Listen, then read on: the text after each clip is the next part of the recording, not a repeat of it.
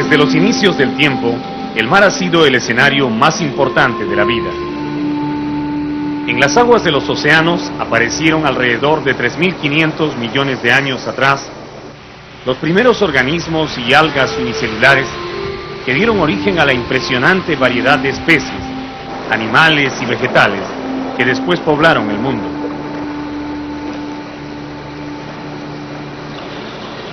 Desde los pequeños crustáceos que resisten la fuerza de las olas, buscando alimento entre las rocas, hasta los grandes mamíferos que se aventuran en las aguas más profundas, son incontables las criaturas que encuentran hogar y sustento en el mar.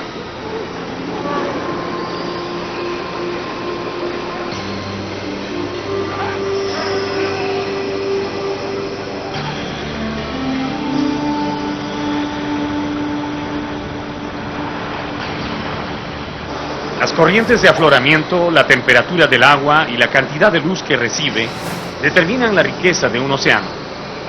Y en este sentido, el mar del Perú es uno de los más fértiles del planeta. Realmente el mar es nuestra frontera más importante. La naturaleza ha colocado frente a la extensa y desértica costa de nuestro país una extraordinaria corriente marina de aguas frías que genera las condiciones propicias para el espectacular desarrollo de esas microscópicas formas de vida que llamamos plancton.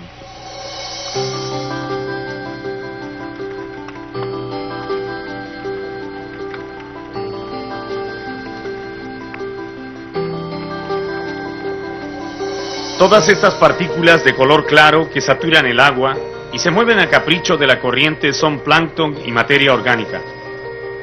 El agua del mar es como un caldo viviente, donde cada metro cúbico de agua contiene cerca de 200.000 ejemplares de plancton. Los cardúmenes de peces pequeños, como la anchoveta, son los principales consumidores de ese plancton, y ellos a su vez sirven de alimento a una variedad de especies grandes y pequeñas que habitan los más variados ambientes marinos.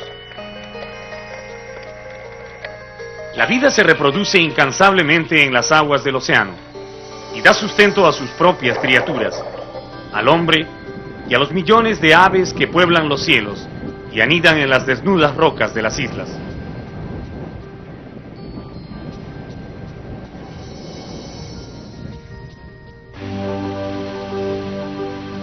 A bordo de un pequeño velero de 45 pies de largo, nos disponemos a iniciar un viaje por un derrotero que hace siglos abrieron los comerciantes y aventureros que fueron descubriendo para el mundo las islas, caletas, puntas y bahías de nuestro litoral.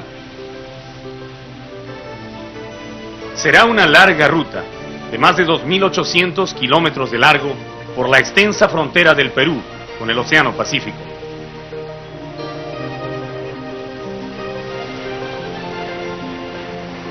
Vamos a viajar por la región de los Yungas, como antiguamente se llamaba a la costa. Un mundo fascinante, lleno de vida y misterio, que se inicia en las mismas aguas del océano y se extiende hasta los pequeños valles escondidos en el desierto, donde el hombre peruano, valiéndose de los enormes recursos que le ofrecía este mar, comenzó su historia hace más de 8.000 años.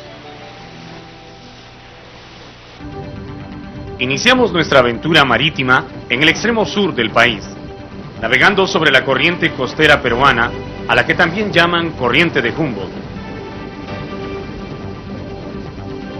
Una patrullera de la Marina de Guerra nos sigue desde lejos. Su imponente casco corta las aguas con facilidad y avanza controlando su marcha para no adelantar a nuestra ligera embarcación. Será nuestra escolta y apoyo permanente durante todo el recorrido.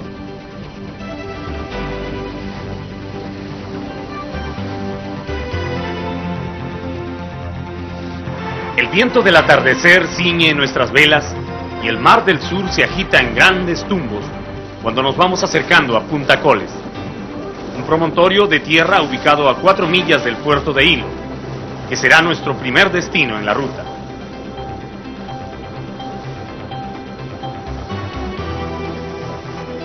El faro de la punta, que de noche guía a los botes de pescadores en su regreso al puerto, se levanta solitario frente al mar, que no se cansa de reventar sus olas contra las rocas de la costa.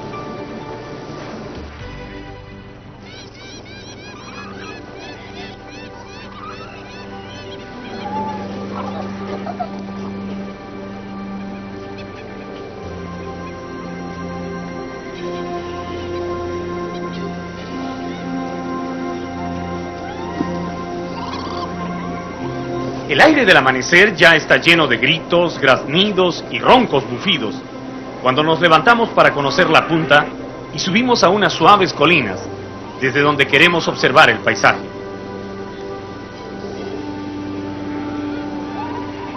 Punta Coles es apenas una saliente rocosa de terrenos planos y desérticos que se interna un poco más de 1 kilómetro en el mar. Mirándola desde arriba, la punta parece deshabitada, pero esto es una falsa impresión. Allá en el fondo, cerca de los peñones de la orilla, los numerosos habitantes de la punta comienzan a despertar y saludan al nuevo día.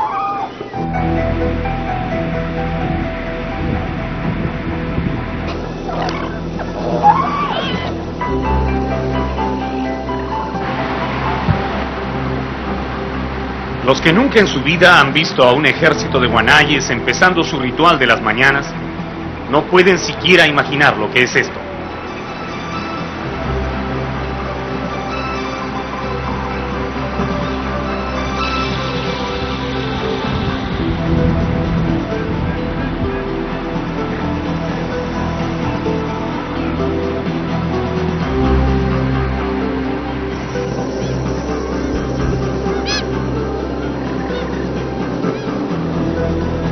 En el suelo polvoriento de su hábitat, cerca de 100.000 guanayes se preparan para salir al mar en busca de comida.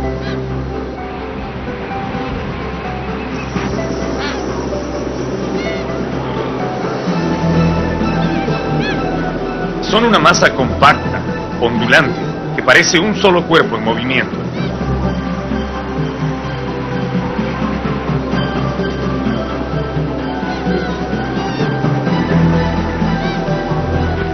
Guiadas por un extraño instinto, las aves corren nerviosas de un lado hacia el otro, como decidiendo en qué dirección han de levantar vuelo. Algunos pelícanos que han pasado la noche con ellos se ven sorpresivamente atrapados entre las filas de este ejército, y no les queda más remedio que dejarse llevar por la multitud mientras toman impulso para elevarse.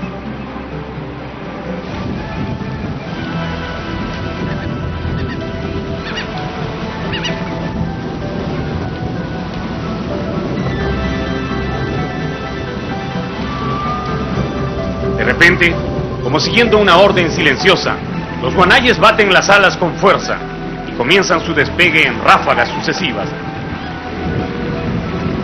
llenando con sus negras siluetas todo el ámbito de la punta.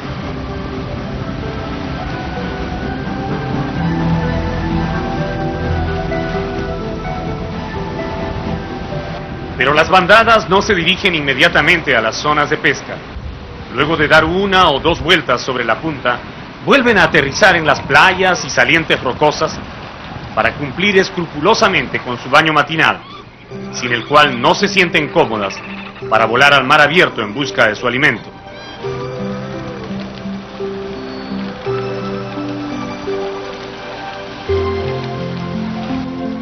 El rito del baño matutino es una costumbre típica de casi todas las aves guaneras.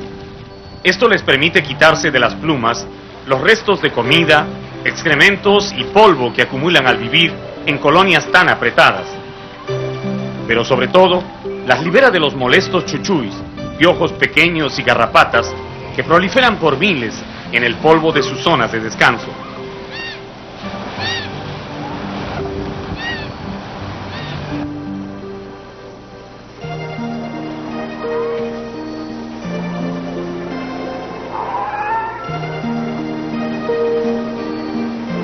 Mientras los guanayes se bañan en el mar, unos oscuros personajes se acercan al dormidero que ha quedado vacío y comienzan a devorar los restos de comida y otros residuos que ha dejado la colonia. Son los gallinazos de cabeza roja, que de esta forma cumplen su papel de basureros de la naturaleza, recogiendo todos los desechos inclusive los bolos alimenticios regurgitados por las aves durante la noche. Cuando ya se sienten limpios, los pájaros inician su vuelo, en largas filas ondulantes sobre el mar, para buscar desde el aire, con el especial instinto que les ha dado la naturaleza, los cardúmenes de anchoveta, que son su diario sustento.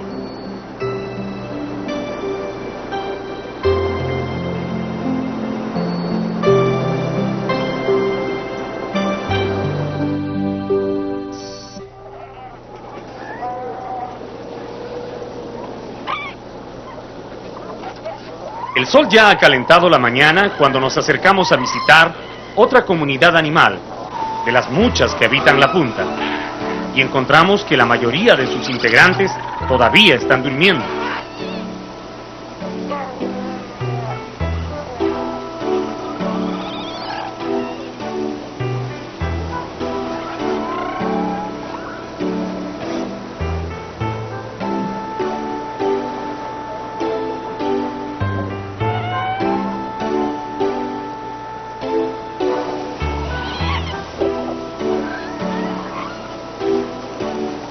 Los grandes lobos marinos nunca tienen prisa en levantarse. A las 10 u 11 de la mañana, todavía es fácil encontrar docenas de lobos profundamente dormidos, tirados sobre las rocas, roncando a aleta suelta.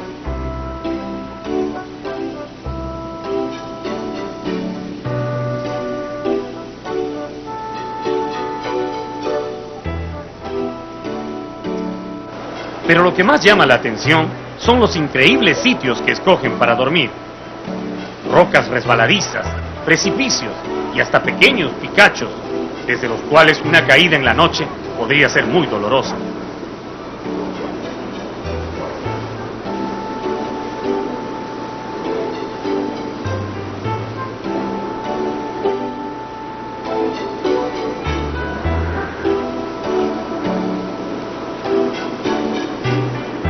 Algunos cachorros han despertado a sus madres para que los alimenten, pero la mayoría de los lobeznos, sobre todo los más pequeños, dormirán todavía un rato más, arrullados por el ruido de las olas.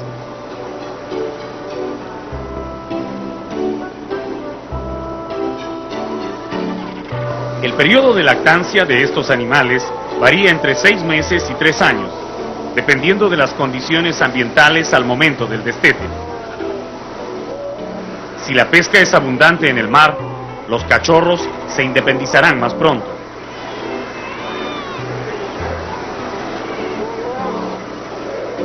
Cuando están durmiendo, las crías de los lobos marinos se quedan tan quietas que es posible acercarse a ellas y acariciarlas sin temor a que despierten.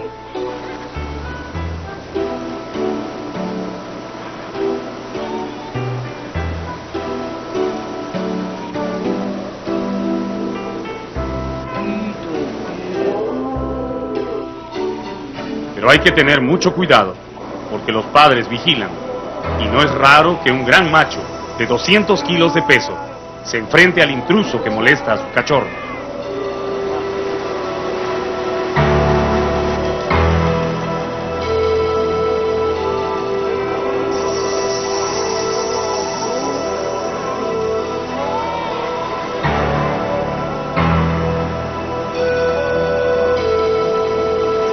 Esta característica del sueño de los cachorros permitió en otras épocas a los cazadores humanos capturarlos fácilmente para quitarles la piel que luego comercializaban en la industria peletera. La colonia de lobos de Punta Coles, de aproximadamente 3.000 individuos, pertenece a la especie denominada Artocephalus australis, conocida comúnmente como lobo fino. La forma más fácil de diferenciarlos de sus parientes, los lobos chuscos, es observando el hábitat que frecuentan. Los lobos finos, como estos, prefieren las zonas rocosas y los peñones, mientras que los chuscos ocupan principalmente las playas arenosas. Cuando la manada está descansando y no es época de apareamiento, machos y hembras ocupan ambientes separados. De igual forma, los machos juveniles mantienen prudente distancia de los adultos dominantes, que son más territoriales y agresivos.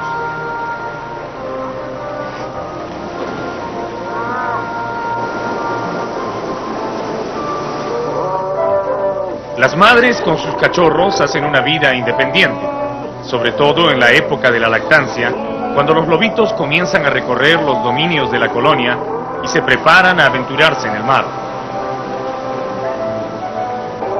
Las hembras adultas paren un solo cachorro por año, luego de una gestación de 10 meses.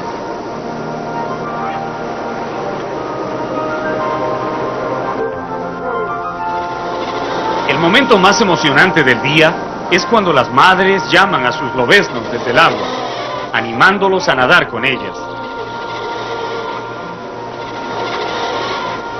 Gritan todas a la vez, en una confusión de voces y aullidos que parecen no estar dirigidos a ningún crío en especial. Pero no es así. Los investigadores afirman que tanto las madres como los hijos pueden identificar perfectamente sus vocalizaciones y reconocerse entre ellos.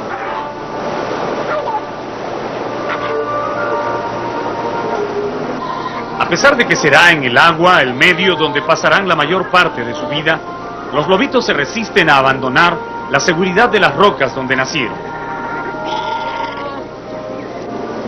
Reunidos al borde del mar, se remojan y juguetean, tratando de perderle el miedo a las olas.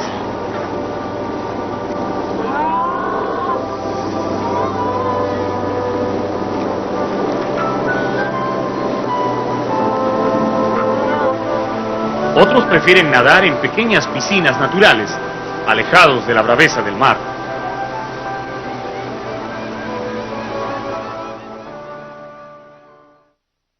Gracias a la seguridad que tienen en zonas protegidas como Punta Coles, donde sin un permiso especial está prohibido acercarse a las colonias de lobos, estos corpulentos mamíferos han logrado aumentar su número considerablemente.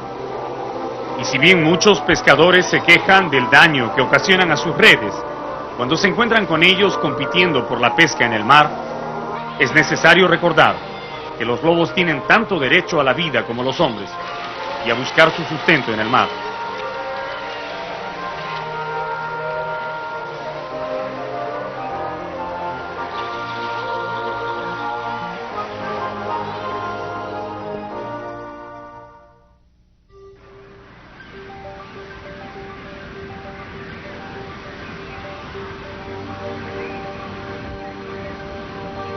La zona reservada de Punta Coles que estamos visitando en el extremo sur del Perú tiene un área total de 149 hectáreas.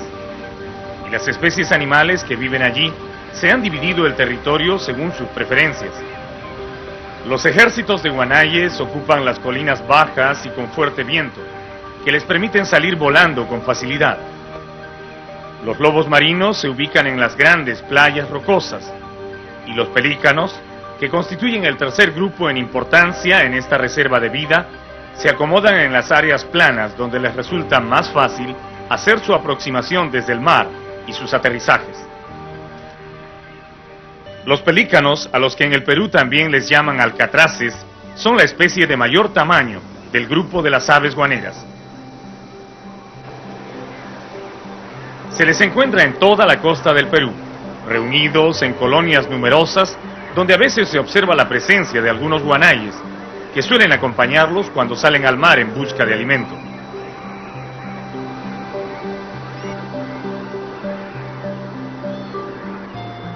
Parados bajo el fuerte sol del mediodía, estos pelícanos tratan de refrescarse, agitando la bolsa de piel que pende de sus picos. Este es un comportamiento típico de los pelícanos y otras aves marinas. En esa bolsa tienen un gran número de pequeños vasos por donde pasa buena parte de la sangre del animal. Cuando hacen circular aire fresco por la bolsa, enfrían la sangre y logran regular la temperatura de todo su cuerpo.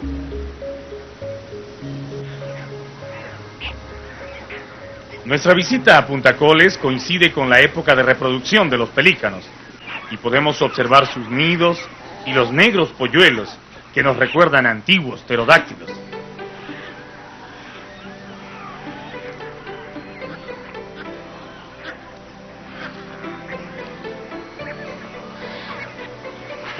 Los pelícanos no son muy prolíficos. Una pareja normalmente tiene 1 o 2 pollos, rara vez 3. Y tanto la hembra como el macho se turnan para cuidar y alimentar a sus crías. La temperatura constituye un factor importante en su reproducción. En los climas templados, los pelícanos anidan varios meses del año, pero en las zonas frías, rara vez las parejas se animan a formar nidos. El primer pollo en llegar al mundo tiene todas las ventajas para sobrevivir.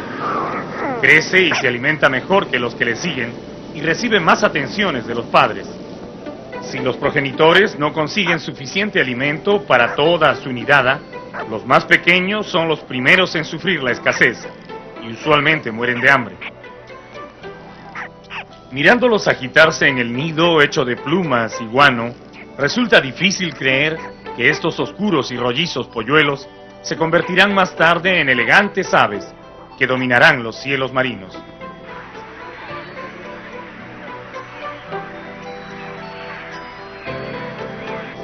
Los investigadores afirman que los pelícanos viven mucho tiempo. En la naturaleza, su ciclo de vida varía entre los 20 y 25 años, pero hay registros de zoológicos que reportan de pelícanos que han llegado hasta los 50 años de vida.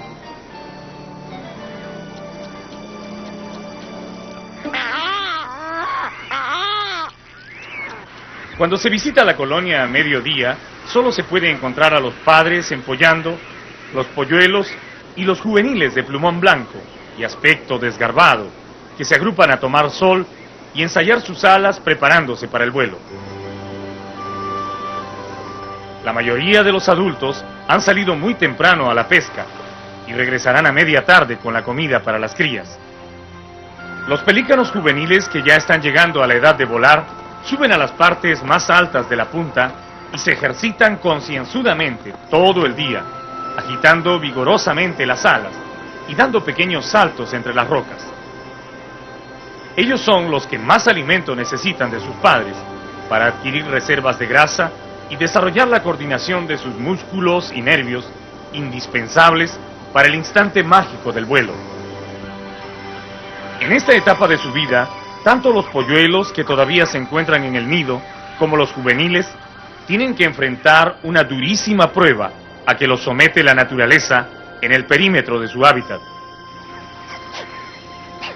En el suelo cubierto de guano, restos de comida y plumas secas, se multiplican por miles unos voraces y temibles parásitos que atacan y diezman incansablemente a las poblaciones de aves guaneras. Son las garrapatas, los piojos y los chuchús.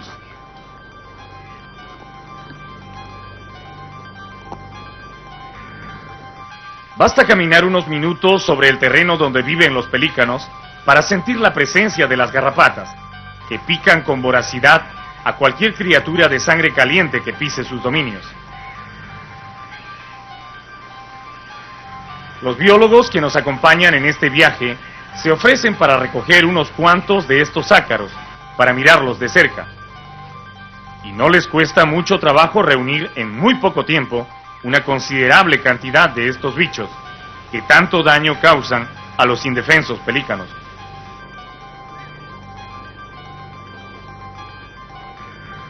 Las garrapatas que hemos visto en otros viajes a la selva amazónica o los bosques de la sierra no tienen comparación con estos parásitos enormes, hinchados de la sangre de sus víctimas. Los biólogos nos explican que cientos de aves guaneras, entre pelícanos, piqueros y guanayes, mueren cada año, atacados por esta plaga que infesta las puntas e islas del litoral. Las garrapatas se meten en los nidos de los pelícanos y chupan tanta sangre de los polluelos que 1 de cada 3 muere en el primer mes de vida. Pero también atacan a los juveniles, que todavía no pueden volar, y los dejan anémicos, sin ánimo para ejercitarse. Solo los adultos que pueden volar al mar y bañarse diariamente en sus aguas mientras pescan, se salvan parcialmente del ataque de las garrapatas.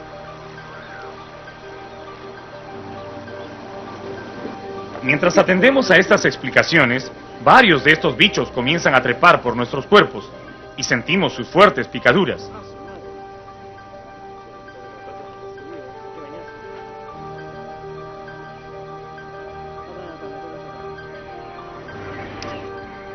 Una sola garrapata puede sacar bastante sangre del cuerpo de su víctima, 4 o 5 juntas son suficientes para matar a un polluelo recién nacido.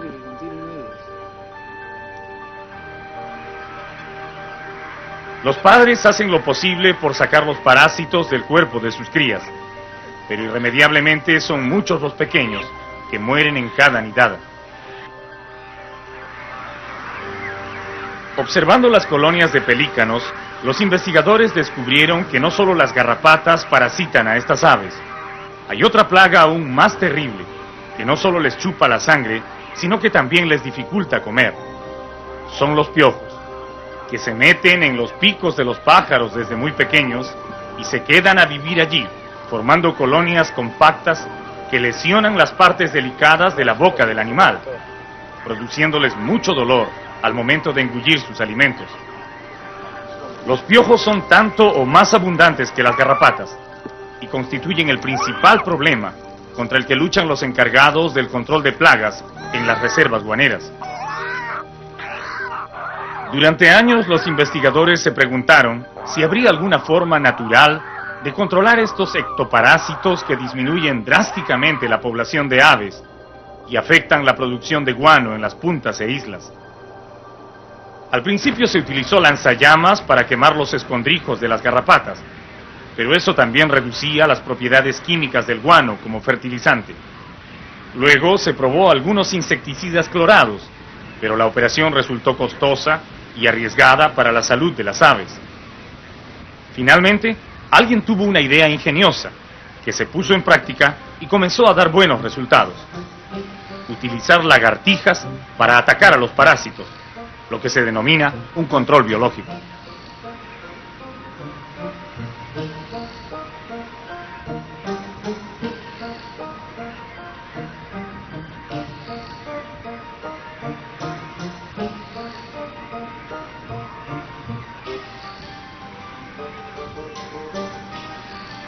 La lagartija Tropidurus peruvianus, típica de la costa, resultó muy eficiente en el consumo de garrapatas, piojos y otros parásitos que atacan a las aves. Normalmente estos pequeños reptiles viven en las zonas desérticas, alimentándose de insectos. Llevarlos a las zonas de anidamiento de los pelícanos, piqueros y guanayes resultó bastante sencillo.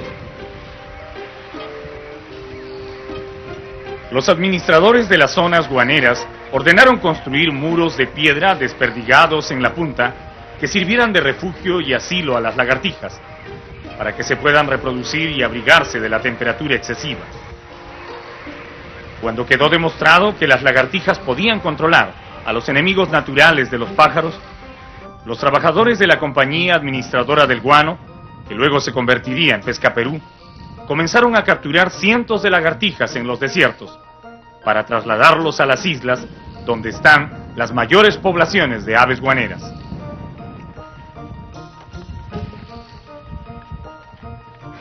Luego comenzó el largo proceso de aclimatarlas y darles protección, hasta que lograron adaptarse a su nuevo hábitat, llegando incluso a reproducirse normalmente en las islas, donde viven y anidan aves guaneras de mayor importancia que el pelícano, como son los piqueros, que también se ven afectados por diversos ectoparásitos.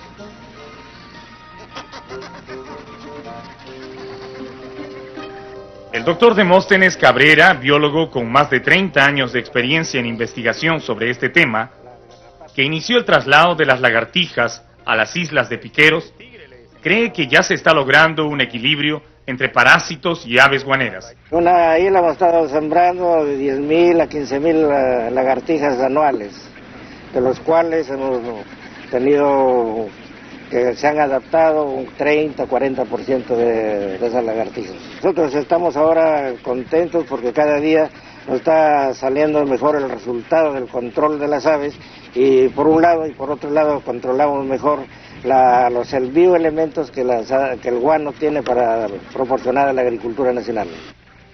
Las lagartijas eliminan una buena parte de las garrapatas. Las demás sobreviven para continuar actuando como agentes de selección natural y evitar excesos poblacionales en las aves, que tampoco es conveniente para ellas.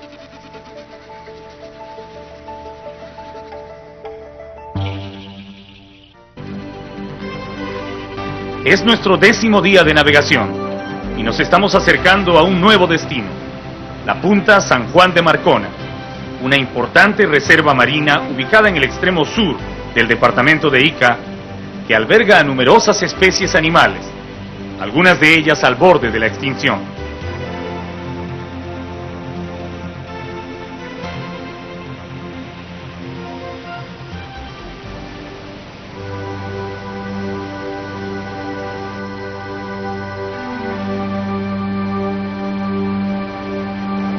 Punta San Juan tiene una geografía especialmente interesante.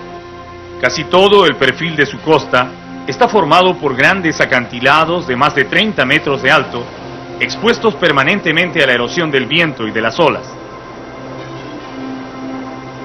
Estas zonas de la costa, que tienen bordes sinuosos, con profundas entradas, islotes y barrancos, son los sitios favoritos de los animales marinos para descansar y reproducirse. Por eso no es una sorpresa encontrar en estas puntas una variada comunidad de especies de aves y mamíferos.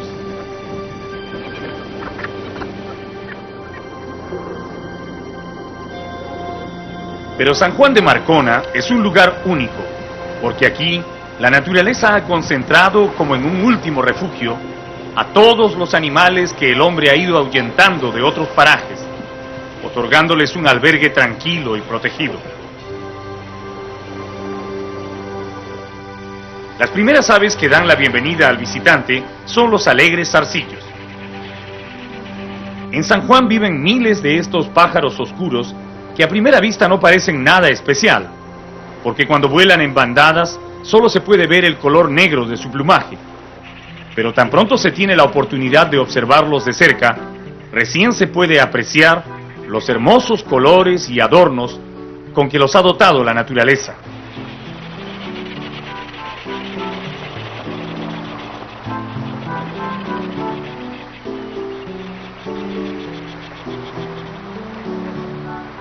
Los zarcillos son aves típicas de la corriente de Humboldt. Solo habitan en las costas del Perú y parte de Chile, hasta donde llega la influencia de la gran corriente marina.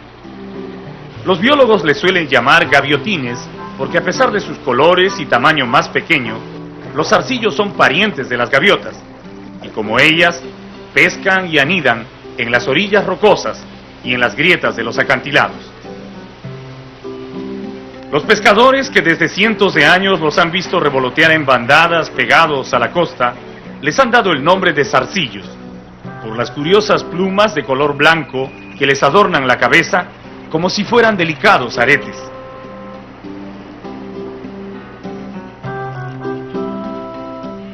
Entre los zarcillos no existe dimorfismo sexual, es decir, la hembra y el macho poseen las mismas características físicas, al punto que es muy difícil diferenciarlos, a no ser por el tono de su canto o por su conducta en general.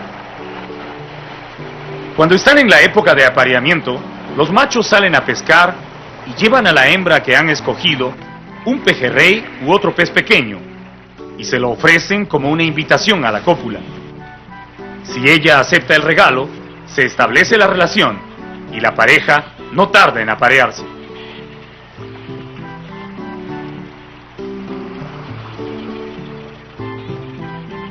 Los zarcillos juveniles casi no se parecen a sus padres, por lo menos no tienen ninguna de las galas que adornan a los adultos.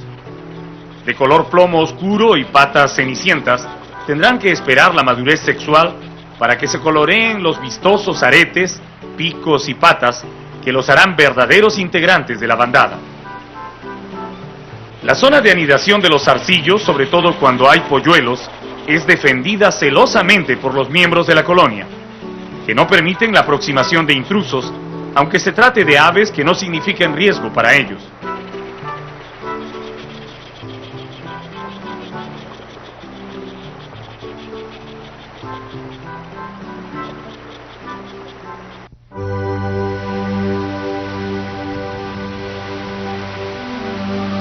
Una cosa que siempre llama la atención en las aguas del Mar del Sur es la gran cantidad de sargazos que flotan sobre las olas. Los sargazos son algas gigantes que crecen en el fondo del océano, firmemente sujetos a las rocas del lecho marino, y pueden llegar hasta los 15 metros de altura bajo el agua. A primera vista no parecen nada interesante, pero si uno se anima a bucear en ese bosque subacuático, puede llegar a descubrir un increíble universo de criaturas que se refugian entre los tallos de esos vegetales. Después de recorrer los diferentes hábitats de los animales terrestres de San Juan, decidimos explorar el mar para conocer de cerca a los habitantes oceánicos de la reserva.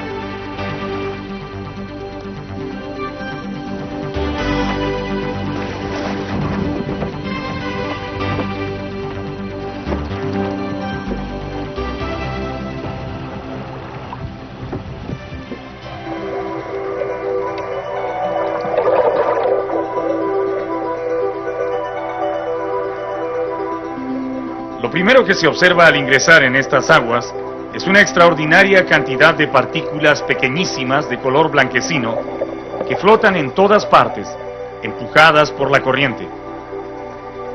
Son como una nube de polvo muy delicado que satura todo el ámbito marino y dificulta la visión. Aun cuando no es posible notarlo a simple vista, estas partículas están constituidas por plantas y animales microscópicos que no son otra cosa más que el fito y zooplancton, organismos tan antiguos como el océano y fundamentales en la cadena de la vida. El Mar del Sur es riquísimo en ese plancton, y justamente el intenso color verde de sus aguas es producto de la abundancia del fitoplancton, que nos recuerda la exuberancia de la selva. El plancton es la comida más abundante que hay en el mar, y son miles los organismos vivientes que se alimentan de él. Observen a estos curiosos crustáceos agrupados en una compacta colonia sobre las rocas. Su nombre científico es Balanus, pero se les conoce comúnmente como pico de loro por la forma de su cuerpo. Ellos están comiendo plancton. Los brazos plumosos que sacan por la abertura de su coraza capturan el plancton directamente del agua y lo llevan al interior de su organismo. Los picos del oro tienen tanta comida a su disposición que se reproducen por miles en el fondo del océano. Pero no solo estos sencillos organismos viven del plancton. Los gigantescos cardúmenes de anchoveta que se pasean en las frías aguas de la corriente de Humboldt y constituyen el recurso más abundante del mar peruano, también consumen plancton. Pocas personas han visto con sus ojos el extraordinario espectáculo de una masa de anchovetas nadando bajo el agua.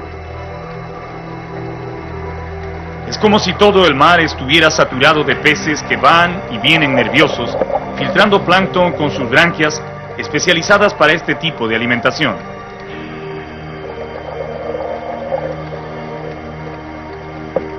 La superabundancia de anchoveta en el mar del Perú solo es posible gracias a la masiva presencia de plancton en el agua. Al nutrir a estos peces, que luego serán la comida de otros más grandes, el plancton da inicio a una enorme cadena alimenticia que sostiene a casi toda la vida en el mar.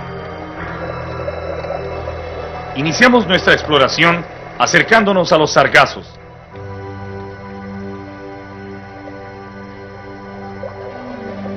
Estas algas descomunales, que en algunos lugares forman bosques frondosos, son típicas del Mar del Sur. Solo crecen en aguas frías, y como todas las algas marinas, no tienen raíces verdaderas, pero han desarrollado unas estructuras de anclaje llamadas rizoides, con las que se sujetan a las rocas para evitar ser arrastradas por la corriente.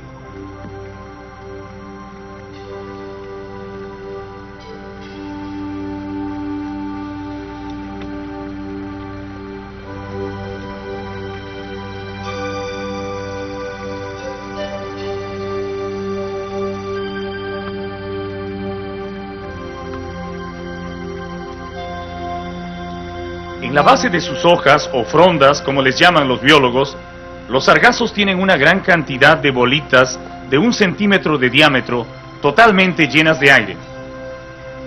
Este es un ingenioso sistema desarrollado por la planta para mantenerse flotando, muy erguida, lo que le permite aprovechar mejor la luz del sol que se filtra entre las aguas. Las largas y laminadas hojas del sargazo de bordes aserrados sirven muchas veces de soporte a una infinidad de caracoles pequeños que se adhieren a la planta para alimentarse de las microalgas y bacterias de su superficie. Pero también son el escondite favorito de un huidizo cangrejo que los pescadores llaman panchote. De color muy parecido al sargazo para disimularse entre sus hojas, el panchote se pone agresivo cuando lo dejamos al descubierto. Y no es para menos, porque basta que esté unos segundos fuera de su guarida para que lo capture su mayor enemigo, el peligroso pulpo, que recorre estos escondites justamente en busca de cangrejos.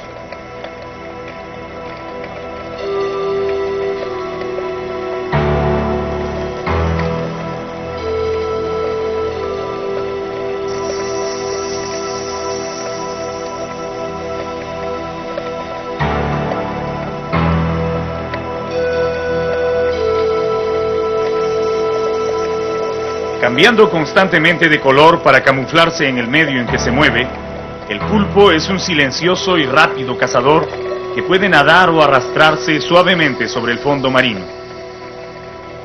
Tan pronto siente que el camarógrafo lo sigue, se queda quieto, pegado a las rocas, y en el acto modifica su color, imitando el de las piedras.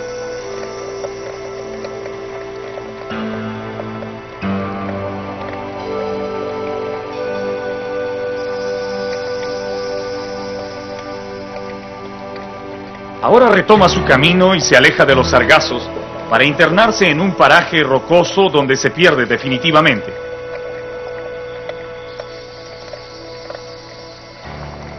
Pero nos deja en posición de contemplar a una agrupación de erizos negros, los equinodermos más abundantes del Mar del Sur. A pesar de su aparente inmovilidad, el erizo es un animal muy activo y aún más, se le conoce como un voraz depredador de algas y mariscos diminutos que arranca de las piedras con los dientes que mantiene escondidos en la parte inferior de su cuerpo.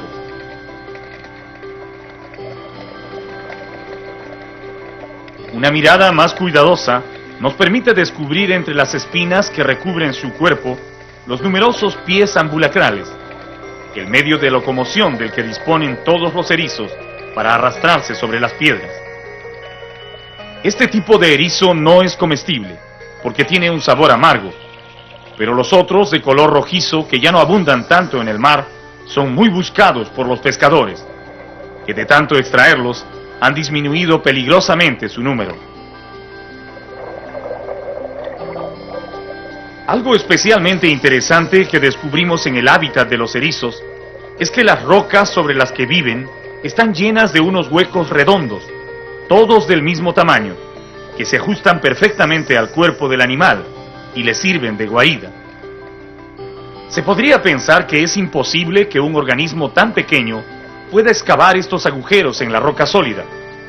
Sin embargo, los investigadores y sobre todo los buzos marisqueros que bajan constantemente al fondo marino coinciden en señalar que efectivamente el erizo, utilizando sus duras espinas, logra roer la roca hasta formar estas cavidades. Tal vez no es el trabajo de un solo erizo, sino el esfuerzo de varias generaciones, pero lo cierto es que sus espinas no solo lo defienden de sus depredadores, sino también los ayudan a labrarse un escondite.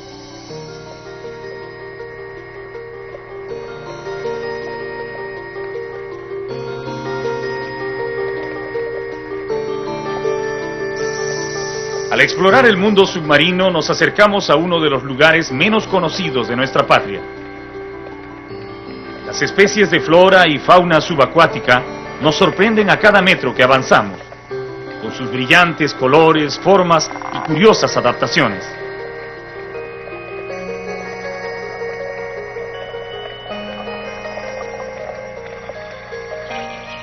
Los animales más simples vistos en su medio resultan increíblemente atractivos.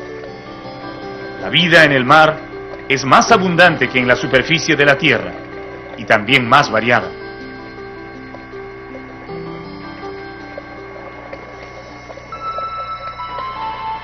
Esta simple estrella de mar vista bajo el agua adquiere dimensiones insospechadas y una movilidad que no hubiéramos creído posible en su especie.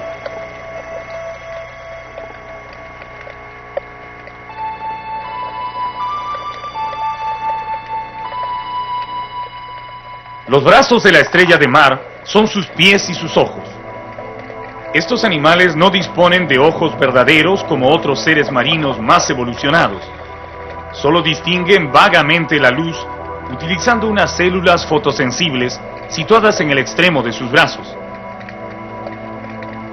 Eso hace que avancen lentamente tanteando el fondo marino, extendiendo los brazos como ciegos. Y en esas extremidades también están colocadas varias hileras de pequeñas ventosas que hacen posible su desplazamiento.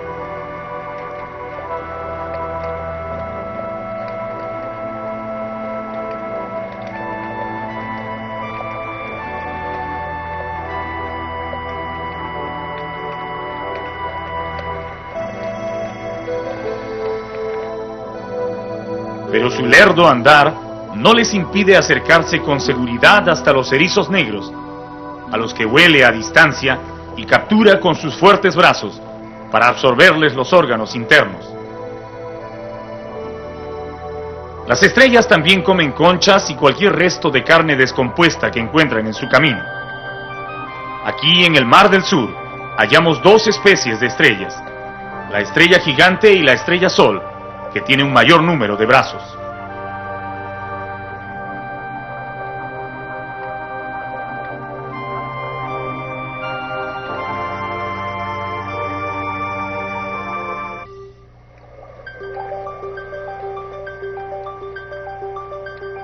Desde las remotas épocas en que la vida apareció en los océanos, primero como simples bacterias y algas unicelulares, hasta nuestro tiempo, en que las especies se han diversificado tanto que ya no es posible contarlas, el mar ha desarrollado cada día nuevas y variadas especies, animales y vegetales. Sin embargo, aún es posible hallar en el fondo marino algunos organismos cuya estructura no ha cambiado mayormente con el paso del tiempo. Un ejemplo de esos seres son las anémonas.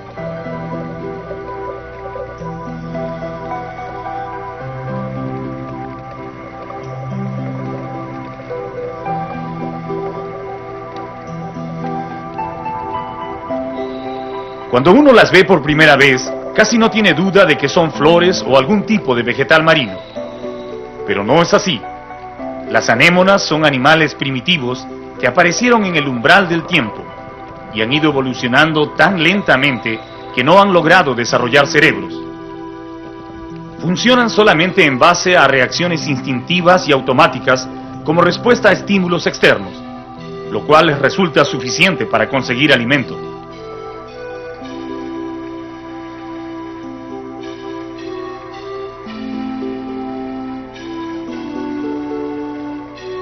Algunos las llaman flores de la muerte, porque sus hermosos colores y tentáculos suelen llamar la atención de algún pez o camarón desprevenido que se acerca a curiosear, y basta que roce ligeramente a la anémona para que quede fuertemente atrapado entre sus mortales tentáculos.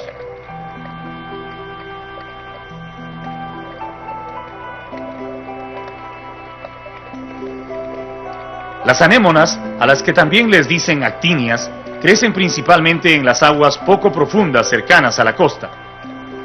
Sus colores y tamaños varían de acuerdo a la especie y pueden ir desde el rojo intenso hasta el blanco muy brillante.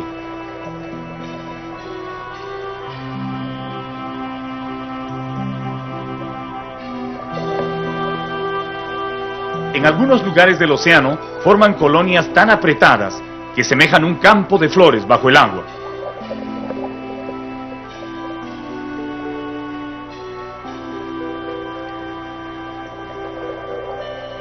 Casi todas las anémonas son venenosas. A través de los tentáculos inyectan una sustancia tóxica que paraliza a sus presas, permitiéndoles digerirlas con tranquilidad. Esta especie de color verde-amarillo es especialmente nociva para el hombre.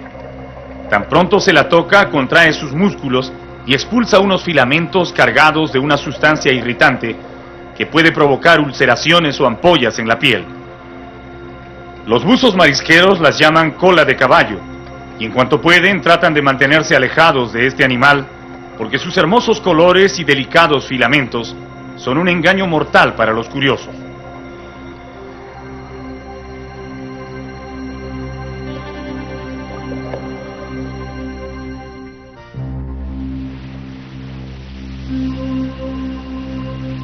El día comienza a despertar cuando desde la cubierta del velero observamos la imponente figura de una isla que se perfila en el horizonte. Han pasado 13 días desde que iniciamos nuestro viaje en Punta Coles, en el extremo sur del Perú, y ahora, luego de navegar casi 400 millas marinas, nos estamos acercando a la isla La Vieja, una enorme mole de arena y roca situada en el centro de la bahía de la Independencia. La Vieja, a la que también le dicen Independencia, es una isla muy alta. Su cumbre se eleva hasta 330 metros de altura sobre el nivel del mar y por lo general está cubierta por un denso velo de neblina, que en ciertas épocas del año permite el crecimiento de pequeños arbustos y plantas. Aun cuando uno de sus lados todavía está a oscuras, el sol brilla con fuerza en la cara este de la isla y podemos ver a lo lejos las instalaciones de la empresa de fertilizantes y sentir el fuerte olor del guano que satura el aire. Esos edificios rectangulares pintados de color verde que se levantan en las escarpadas laderas de la isla es la primera imagen que ven los esforzados hombres que año tras año llegan a este lugar a extraer el guano de las islas, un fertilizante natural que el siglo pasado jugó un papel determinante en la historia de nuestro país.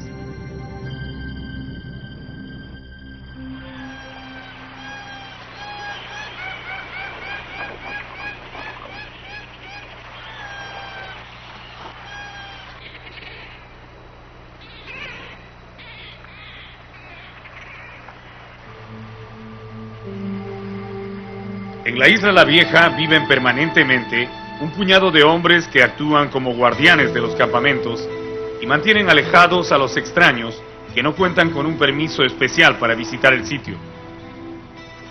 Son hombres solitarios, casi huraños, totalmente acostumbrados a esta vida monótona, donde su única compañía son las aves y el ruido de las olas. Ellos trabajan y viven aquí todo el tiempo, año tras año, esperando que se acumule guano suficiente para que la empresa Pesca Perú ordene el inicio de una campaña de extracción del fertilizante, algo que solo ocurre una vez cada 7 u 8 años.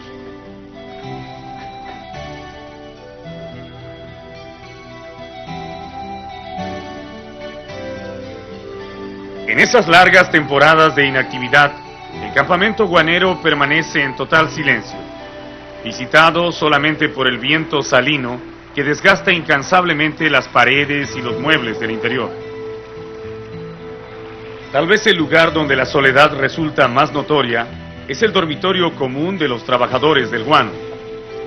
Aquí, alineados en largas filas contra las paredes desnudas, esperan a sus huéspedes los camarotes de 12 plazas que durante muchísimos años han servido para el reposo de los hombres que llegaban exhaustos luego de las duras jornadas recogiendo guano. Estos fierros desgastados son testigos de los sueños, ilusiones y desdichas de miles de hombres que a lo largo de décadas han pasado por la isla buscando ganar algún dinero en el trabajo del guano. Pero La Vieja es un mundo de contrastes, porque más allá de los límites donde el hombre ejerce periódicamente su dominio, los verdaderos habitantes de la isla hacen su vida normal y bulliciosamente, totalmente ajenos a las actividades del hombre, al que miran como a un simple visitante.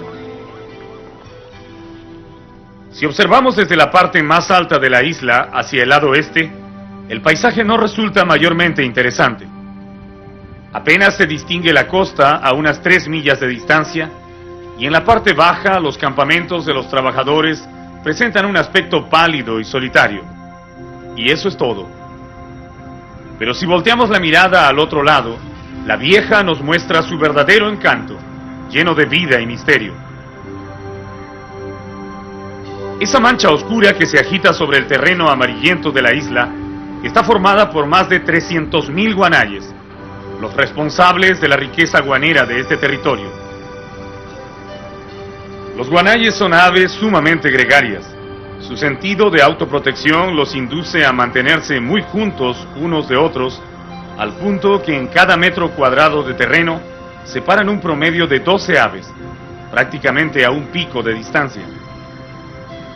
Esta agrupación de aves, que a primera vista nos parece extraordinaria por su número, realmente es poca, comparada con las alucinantes bandadas que vivieron en esta isla en épocas pasadas, cuando la anchoveta era más abundante en el mar y el hombre no les disputaba el alimento. Los investigadores afirman que en los primeros años de este siglo habían tantos guanayes en la isla que no se podía caminar en ella, porque no había un palmo de terreno libre. Al regresar al campamento guanero, hallamos que ha comenzado una gran actividad entre los guardianes. Y la razón es que en el horizonte se distingue la silueta de un barco que enfila su proa directamente hacia la isla. Cuando está un poco más cerca, notamos que la cubierta está repleta de hombres que miran atentos a la isla guanera. Entonces comprendemos por qué los guardianes están tan contentos. El periodo de soledad ha terminado y está a punto de comenzar una nueva campaña de extracción de guano en la isla.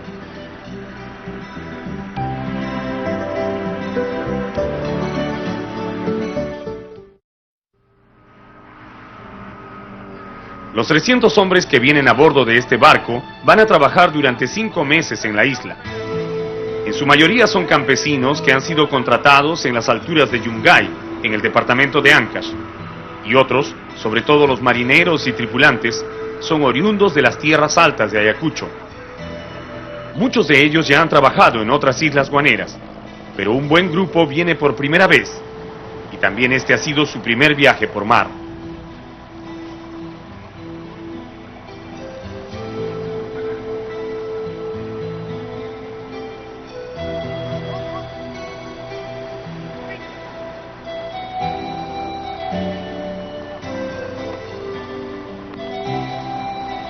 Tan pronto tocan tierra, los más experimentados apuran el paso para llegar primero a los dormitorios.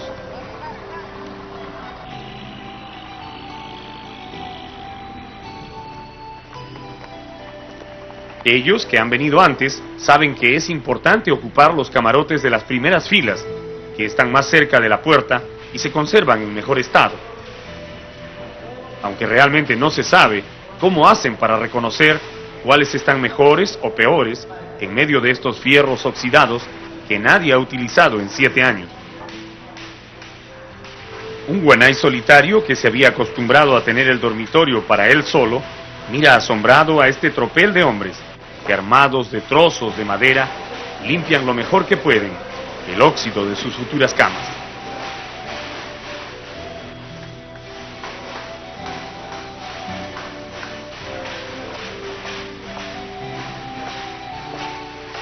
Y mientras los trabajadores se acomodan en el campamento, en el barco ha comenzado la descarga de los alimentos, provisiones y agua que serán necesarios para los largos meses que quedan por delante. Bajar los tubérculos, verduras y granos que vienen a bordo de la embarcación no es ningún problema. Lo difícil es desembarcar las reses que han de servir de alimento a los trabajadores. Como en la isla no hay refrigeradoras, los administradores de la empresa guanera tienen que llevar toros y vacas vivas que luego van sacrificando según pasan las semanas. En los largos años de práctica han desarrollado un sistema propio que les permite llevar a tierra a estos pesados animales sin hacerse muchas complicaciones.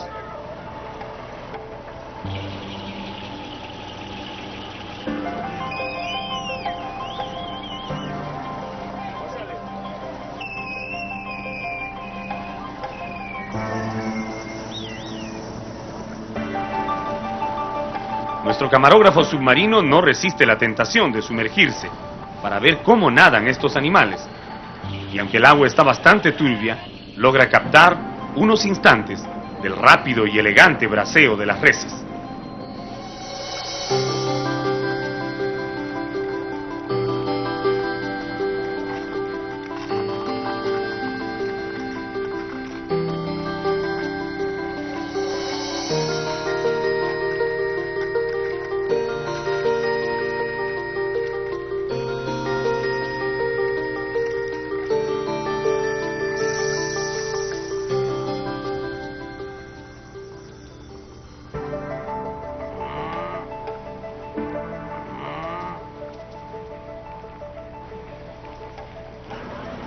A los que miran esto por primera vez, les puede parecer un poco duro el sistema.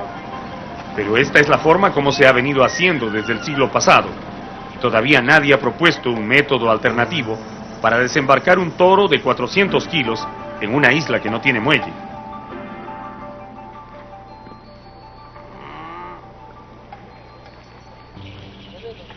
Antes de que termine el día, en las oficinas del campamento se forman largas colas, donde los trabajadores reciben algunos enseres que les presta la empresa guanera para que los utilicen mientras permanecen en la isla.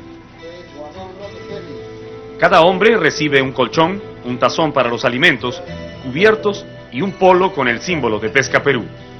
Ellos deberán cuidar cada uno de estos objetos para devolverlos antes de su viaje de retorno.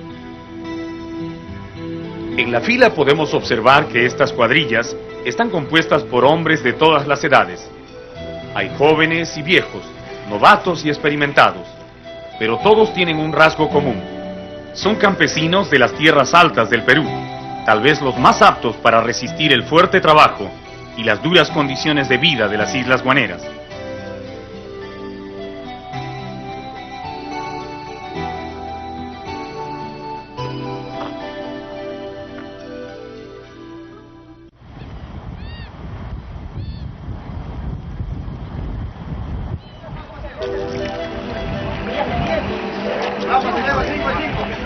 A las 6 de la mañana, los trabajadores ya están listos para comenzar la primera jornada de la campaña guanera. Luego de recibir sus herramientas, zarandas y costales, forman una larga fila que emprende la marcha hasta el lugar escogido para iniciar el trabajo. Cada hombre lleva la ropa que más le acomoda, inclusive hay algunos que van descalzos, porque confían más en sus pies desnudos que en los zapatos para el momento de caminar sobre el guano. Aun cuando todo el terreno tiene el mismo color amarillento, no en toda la isla hay guano. Existen lugares especiales escogidos por las aves para dormir y anidar, y es allí donde se acumulan las mayores cantidades de fertilizante.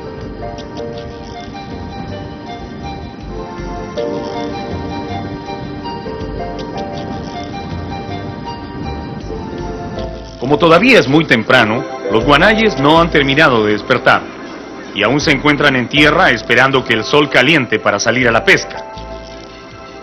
Tan pronto sienten la presencia de los hombres que se aproximan, se ponen en alerta y comienzan a moverse y revolotear nerviosos dentro de sus dormideros.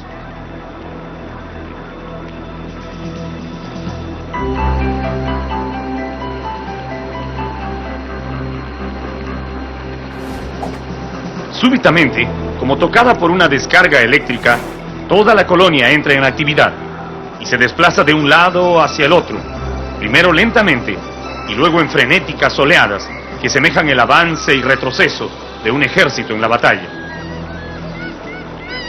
Atrapados dentro del compacto grupo, ninguno de los pájaros puede abrir las alas para emprender el vuelo. Por eso necesitan estos movimientos para romper la colonia y buscar protección en el aire. Cuando los primeros trabajadores pisan los límites del dormidero, los guanayes ya no esperan más y se lanzan al cielo en rápidas bandadas que en cuestión de segundos cubren todo el espacio de la isla, haciendo resonar el aire con sus alas.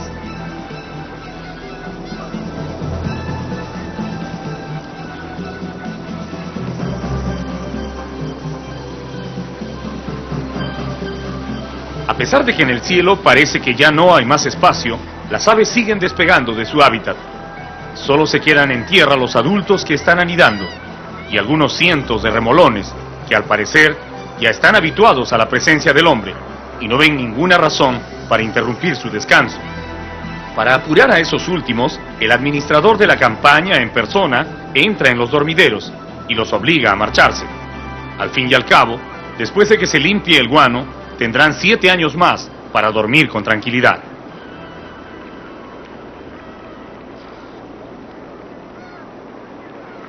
En la zona donde se encuentran los guanayes que tienen huevos y polluelos y a los cuales se trata de no molestar, se produce un incidente entre estos pájaros y las gaviotas, que aprovechan la confusión para acercarse a robar los huevos de los nidos que han quedado al descubierto. verdaderos escuadrones de gaviotas peruanas y dominicanas sobrevuelan ansiosas los nidos y al menor descuido arrebatan un huevo sin que los guanayes puedan hacer nada por evitarlo.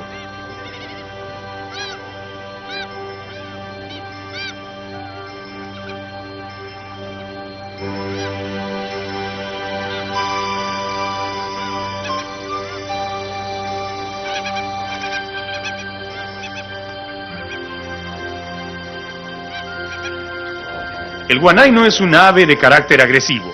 La naturaleza no lo ha dotado de la ferocidad que tienen otros pájaros para defender sus huevos.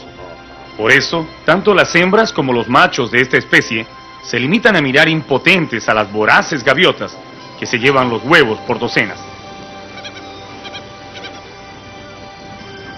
Algunos padres tratan de cubrir los huevos con plumas sueltas, pero nada detiene el pillaje de las gaviotas.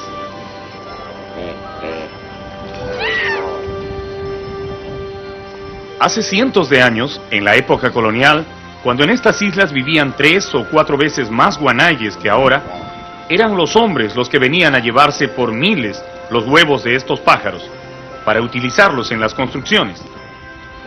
Los albañiles de aquel entonces revolvían los huevos con cal, y esa masa, a la que llamaban calicanto, servía como cemento para pegar los bloques de piedra con que se construyeron muchas casas e iglesias en la Lima virreinal.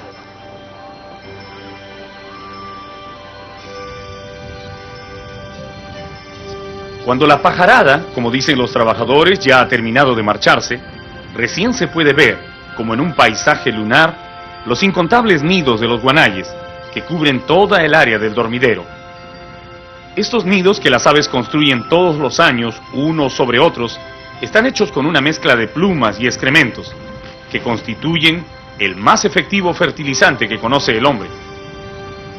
Realmente hay muchos sitios en la isla donde se acumulan las deyecciones de las aves, pero en estos dormideros y en los alrededores de ellos está el guano más valioso, porque tiene una mayor concentración de nitrógeno, elemento indispensable para el desarrollo de las plantas. Agustín Revilla, administrador de muchas campañas guaneras, nos explica que a estos nidos y a todo el guano que está en la superficie de la isla se le llama guano flor, y es la primera capa que levantarán los trabajadores. Luego se continuará excavando hasta una profundidad de 60 centímetros para recoger todo el fertilizante que se ha juntado en estos años de reposo. ¿Para cada temporada los guanayes hacen estos nidos? Cada temporada, que digamos que al año hasta 5 veces. ¿5 veces? 3, 4, 5 veces, sí. Y me dice que a veces hay nidos sobre nido, ¿no? Nidos sobre nidos, nidos sobre nidos. ¿Cómo lo hueles tú esta vez? Muy rico. Muy bueno. Muy bueno, muy bueno, ¿no? Sí, excelente. Dime estas... Revilla afirma que solo de la isla La Vieja piensan extraer 12.000 toneladas de guano en esta campaña. Ahora los capataces distribuyen a los hombres en líneas de trabajo y comienza la jornada. El primer grupo avanza haciendo una limpieza de plumas, restos de aves muertas y otros desechos que están esparcidos sobre la capa de guano flor. Es muy importante que esta primera capa, que será destinada a la exportación, sea recogida totalmente limpia de desperdicios.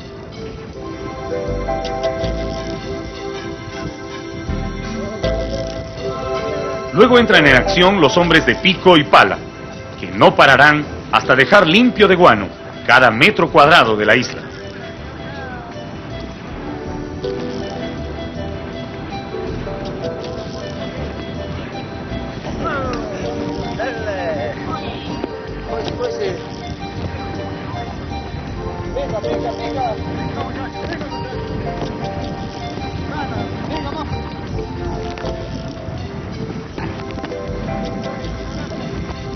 Para los campesinos, acostumbrados a las faenas de la tierra, extraer guano no es nada difícil. La línea avanza con facilidad removiendo el suelo, mientras otros equipos se aplican a la tarea de embolsar el producto.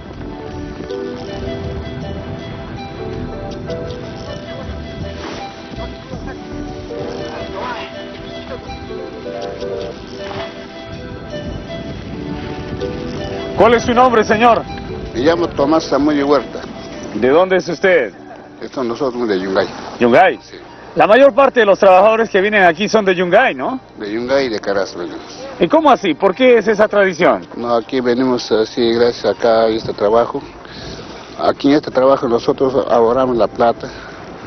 Y entonces este trabajo nos ayuda para el estudio, para los hijos y tanto para nuestra familia. ¿Cuántos hijos tiene usted?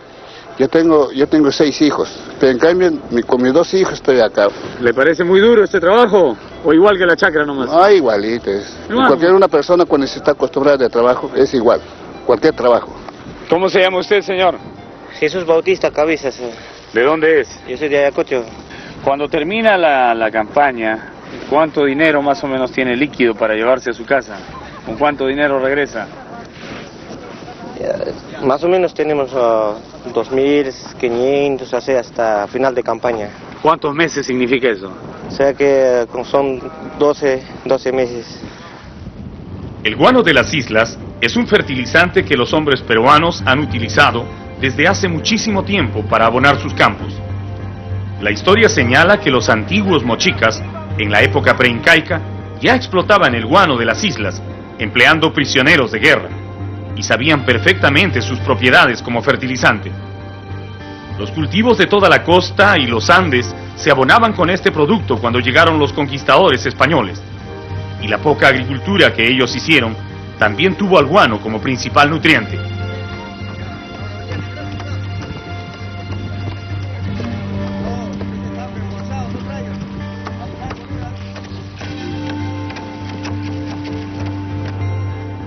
Pero el hombre que hizo saber al mundo de la existencia de este fertilizante fue el alemán Alexander von Humboldt, quien luego de su extenso viaje por Sudamérica en el siglo XIX, regresó a Europa y escribió numerosos artículos y tratados explicando las maravillas que podía hacer el guano del Perú en las empobrecidas tierras de ese continente, exigidas al máximo por la revolución industrial.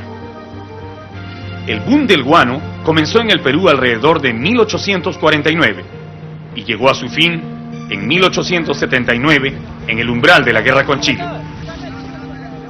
Según el historiador Heraclio Bonilla, en esos 30 años, el Perú exportó a Europa cerca de 12 millones de toneladas de guano, que generaron para el Estado más de 750 millones de pesos de aquel entonces, una verdadera fortuna que era la envidia del mundo.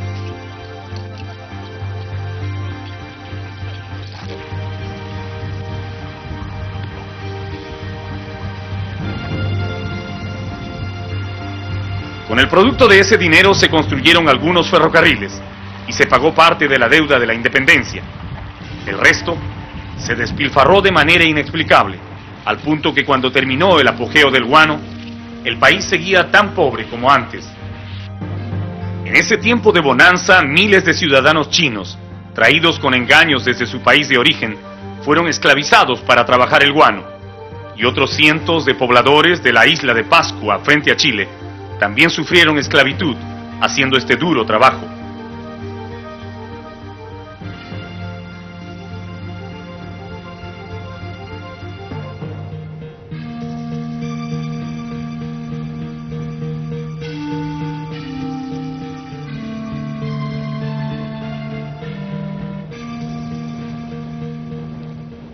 Los primeros costales de guano flor que han terminado de cernir los trabajadores se van juntando al pie de la ladera donde comenzó la campaña de extracción. Para los novatos ha sido un día de aprendizaje y para los veteranos el reencuentro con un trabajo ya conocido. Al regresar al campamento todos vuelven a juntarse para disfrutar del mar y la comida.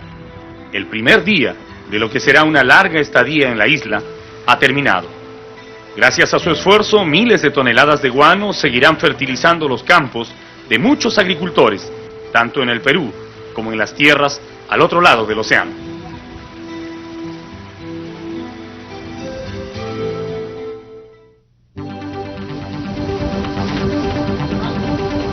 Desde el día en que iniciamos nuestro viaje, nunca habíamos navegado en contra de la corriente de Humboldt.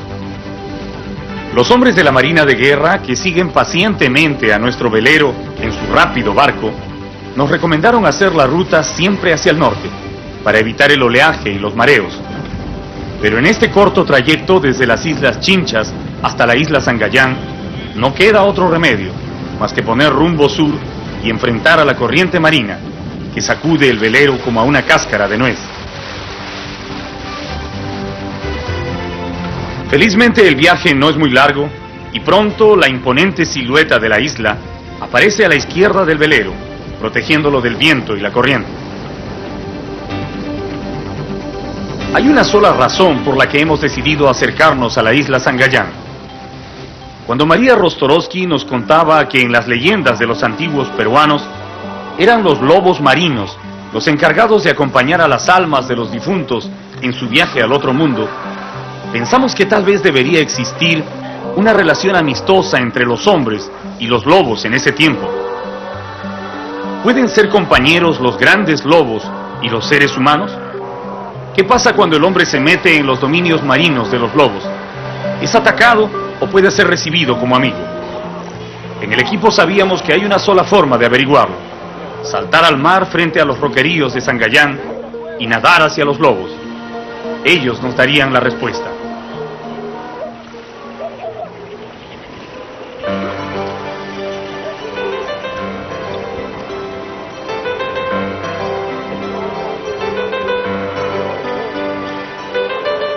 El ensayo se convirtió en la mejor aventura de todo nuestro viaje. Los corpulentos lobos nos miraron primero un poco recelosos, pero luego de unos instantes de prueba, comenzaron a jugar a nuestro derredor, saltando y nadando por todos lados, hasta abrumarnos con sus bromas y confianzas.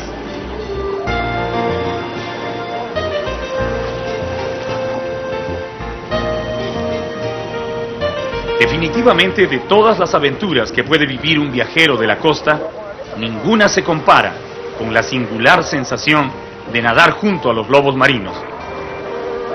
Pero si nadar junto a ellos es emocionante, bucear a su lado es la máxima experiencia.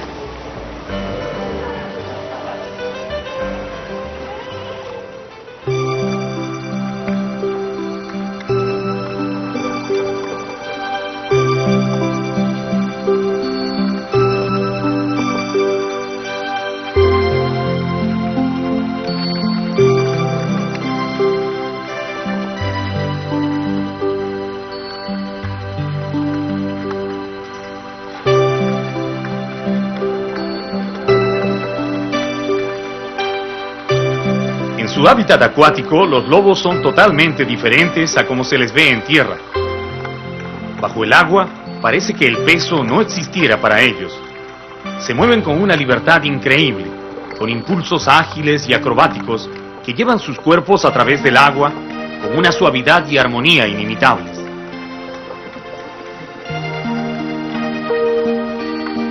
Cuando se bucea con ellos es necesario mantener la calma, porque tan pronto se sienten en confianza, los lobos se acercan mucho a los buzos y son tan curiosos y juguetones que llegan al extremo de acercarse a mordisquear suavemente las aletas, creyendo tal vez que son peces o algo comestible.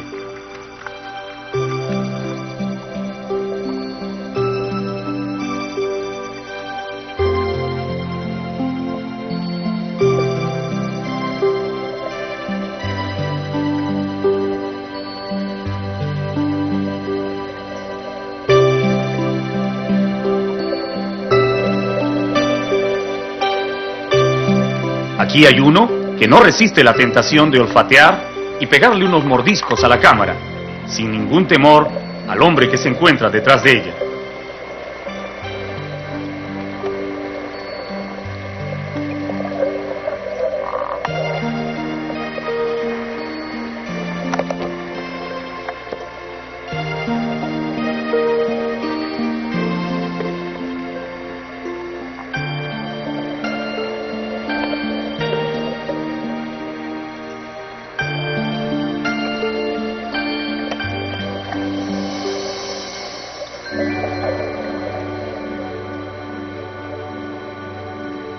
Los lobos nunca atacan al hombre.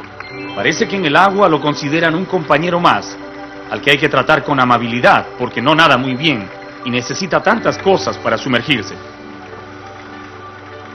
Con su extraordinaria capacidad para resistir la respiración bajo el agua, estos animales, mamíferos como nosotros, son todavía un misterio para los científicos que estudian su comportamiento.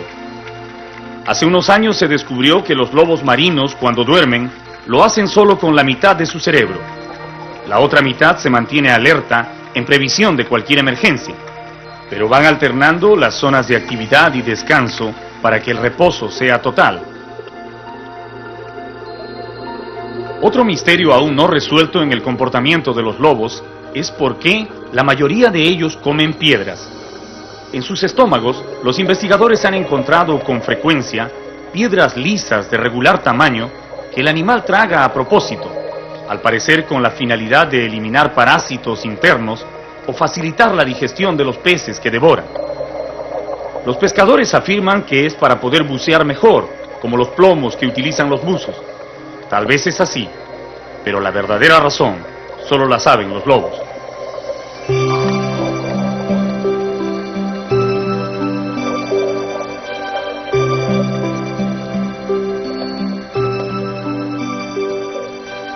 Las muestras de amistad que nos dieron los lobos marinos en la isla Sangayán fue el más hermoso recuerdo que nos llevamos en toda la travesía. Ahora podemos decir que las leyendas sobre ellos tienen un fondo de verdad.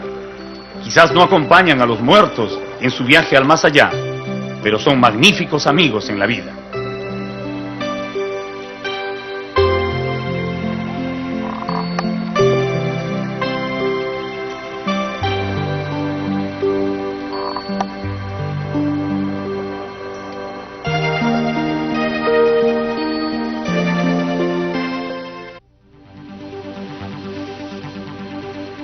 Si alguna vez usted, al navegar por el mar del sur del Perú, avanzando suavemente sobre los tumbos de la corriente de Humboldt, descubre en el horizonte unos gigantescos acantilados desérticos, rodeados de grandes cerros colorados, ponga mucha atención, porque se acerca a un lugar interesante. Y si en uno de esos acantilados observa una extraña figura que parece un cactus gigantesco o tal vez un antiguo candelabro, prepárese de inmediato a desembarcar, porque sin lugar a dudas, está llegando al lugar más cautivante de la costa del Perú, la Reserva Nacional de Paracas.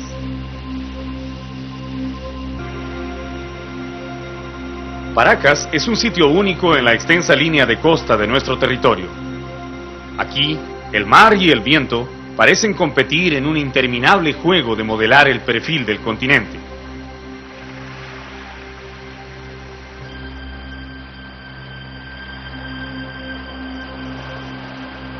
El mar lo corta en acantilados, barrancos y bahías, islotes y cavernas caprichosas, mientras que el viento, que parece un artista más paciente y delicado, se acerca a los barrancos labrados por el mar y los convierte en imponentes y curiosos monumentos, que unas veces semejan animales gigantescos, torres solitarias que vigilan el mar, o templos descomunales donde solo asisten los dos eternos arquitectos, el viento y el mar.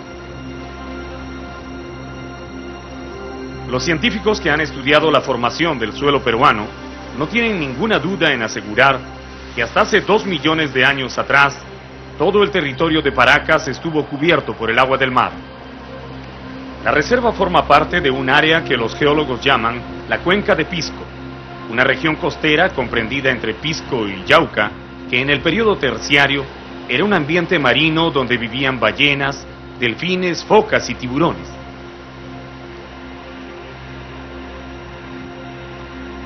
En los acantilados de Paracas casi es posible leer la historia geológica de esta reserva, impresa en los muros de roca sedimentaria que antes fueron fondo marino.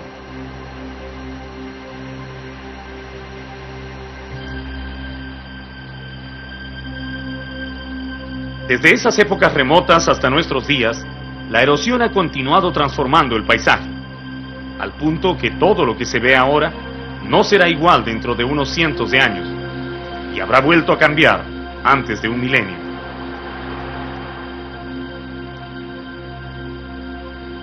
Gracias a los sinuosos bordes de su costa, sus barrancos y bahías, Paracas es el refugio ideal para innumerables especies de aves, migratorias y nativas de la zona, que encuentran aquí abundantes espacios de recreo y nidificación.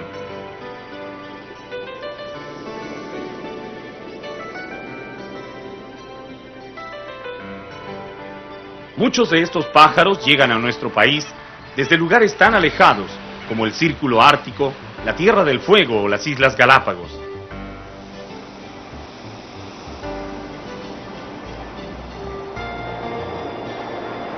El gaviotín elegante es uno de ellos.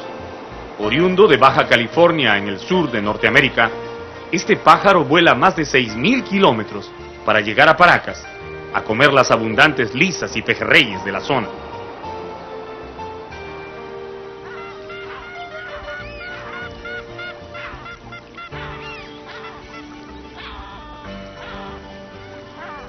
Aquí también se encuentran los ostreros blancos y sus primos de oscuro plumaje, a los que los pescadores llaman brujillos, siempre buscando moluscos y cangrejos entre las rocas.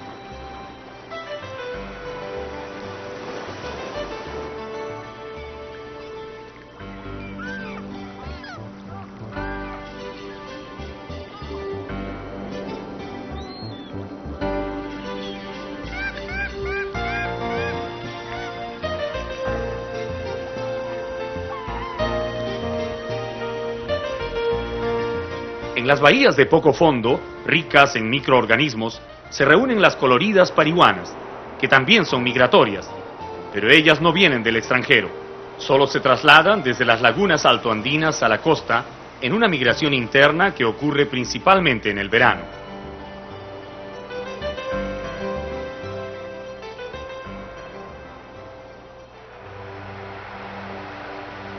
Solamente en Paracas es posible encontrar, en un solo kilómetro de costa, 3 o 4 tipos diferentes de playas. Las hay de roca, de arena, de gravilla, de conchuelas, de fango y de canto rodado. Y cada una de ellas alberga una particular comunidad biológica perfectamente adaptada a los recursos que les ofrece su medio.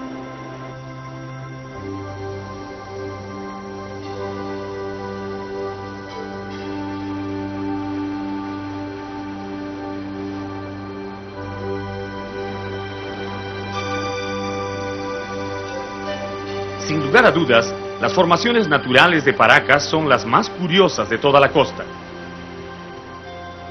Y entre ellas, esta que llaman la Catedral es particularmente atractiva. Solo el viento, con su infinita paciencia, pudo labrar los arcos y columnas de este monumento, en el que la naturaleza quiso imitar la obra del hombre, o tal vez hacer su propia versión de ella.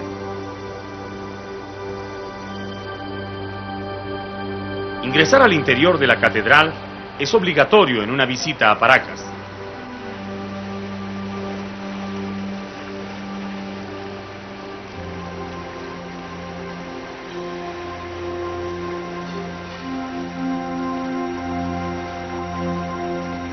Y es difícil evitar un sentimiento de reverencia cuando se descubre su gran cúpula interior, tan majestuosa y solemne como la de un templo.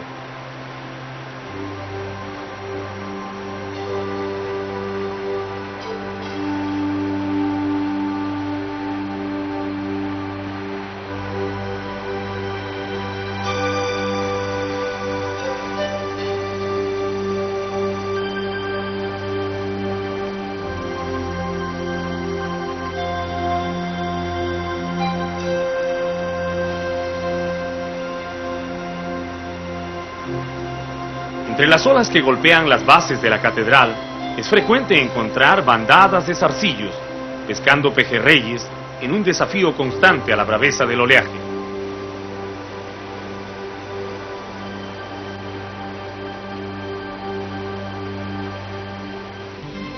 Hemos cumplido un mes en el mar, y ahora, impulsados por los vientos del sur y la corriente de Humboldt, nuestro velero va llegando a las cálidas costas del norte del Perú, donde ponemos rumbo a una pequeña caleta de pescadores situada a 11 kilómetros al norte de la ciudad de Trujillo, cuyo nombre evoca pueblos antiguos y dialectos desaparecidos: Huanchaco. Ninguna señal es más clara que unos caballitos de totora cabalgando sobre las olas para confirmar que estamos navegando frente al Departamento de la Libertad. Los historiadores afirman que estas frágiles pero osadas embarcaciones ya eran utilizadas por los hombres peruanos 1000 años antes de Cristo, en faenas de pesca y transporte por toda la costa de nuestro territorio. En contraste con la hostilidad del desierto donde les tocó vivir, el que había que trabajar muy duro para hacerlo fértil, el mar estaba lleno de especies comestibles que se podían extraer con facilidad. Es por eso que los habitantes de la yunga, como se le llamaba a la costa antiguamente, tuvieron en el mar su primera fuente de sustento seguro y aprendieron a aprovecharlo desde muy temprano. Los mercaderes y pescadores yungas, antepasados de estos hombres, conocieron perfectamente las corrientes y los vientos, las caletas seguras y las islas del litoral, y gracias a esta habilidad marinera pudieron sobrevivir entre el mar y el desierto, construir palacios y ciudades y levantar adoratorios y templos a sus dioses. El mar lo fue todo para ellos, el inagotable proveedor de alimento e inspirador de sus más hermosos mitos y leyendas.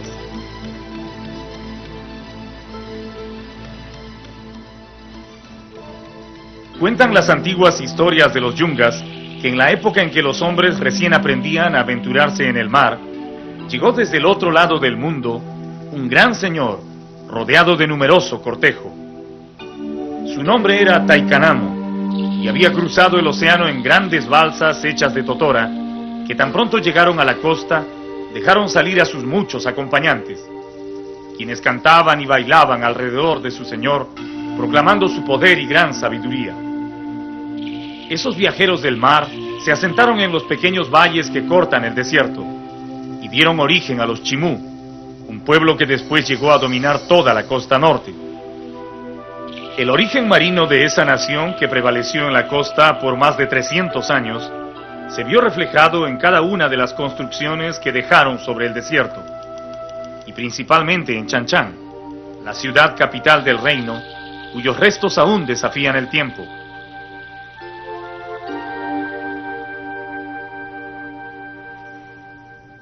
Chanchán fue la ciudad más grandiosa de su época.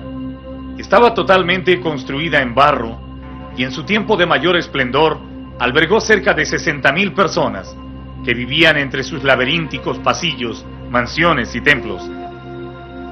La característica más notable de su construcción es su total dedicación al mar. Es como si fuera una Atlántida del Nuevo Mundo.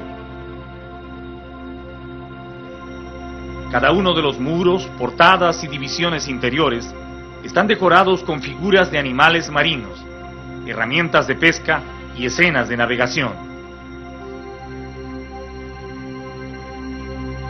Los arquitectos chimús quisieron que los visitantes de Chanchán recuerden al mar en cada rincón a donde dirigieran la mirada. En este muro se ven claramente las olas, sucediéndose unas a otras en un movimiento interminable. El muro es el océano, y en él fluyen las corrientes marinas dentro de las cuales nadan los peces, todos en la misma dirección, todos perfectos. Son numerosos y ocupan todo el ámbito del mar, como los gigantescos cardúmenes de anchoveta en el mundo submarino.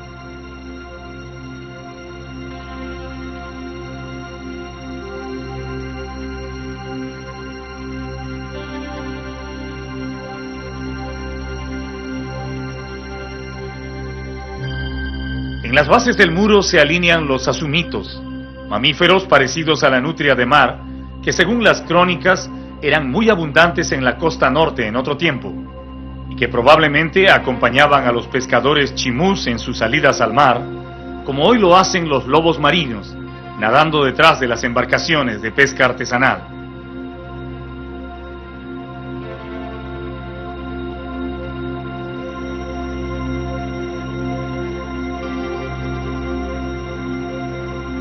En los cuartos interiores se ven paredes diferentes, caladas en formas romboides o rectangulares. Son las redes de pesca, la herramienta más importante del hombre de mar. Se alzan como cortinas entre los cuartos, permitiendo el paso del aire a las habitaciones, pero también recordando la actividad principal de sus habitantes. Y debajo de las redes, las lunas llenas que atraen los vientos y mareas, también destacan su presencia en este ámbito donde todo está consagrado al océano. Los pelícanos se presentan bajo las formas más extrañas, en un verdadero despliegue de imaginación del artista que decoró estos recintos. Algunos son geométricos, otros lineales y unos más creaciones totalmente libres del autor. Cuando los conquistadores españoles llegaron a estas tierras, el reino Chimú se había extinguido hacía mucho tiempo, arrasado por el poder bélico de los incas. Pero sus grandiosas construcciones estaban intactas, así como los huachaques, enormes lagunas artificiales donde cultivaban la totora, que les servía para hacer sus balsas de transporte y caballitos. Los cronistas que vieron con sus ojos los restos de Chimú y los remanentes de su población afirman que diariamente salían a la pesca cerca de 3.000 caballitos de totora, que al decir de ellos parecían tritones surcando las aguas o caballeros en corceles marinos. Fueron precisamente los conquistadores quienes pusieron el nombre de caballitos a esas embarcaciones.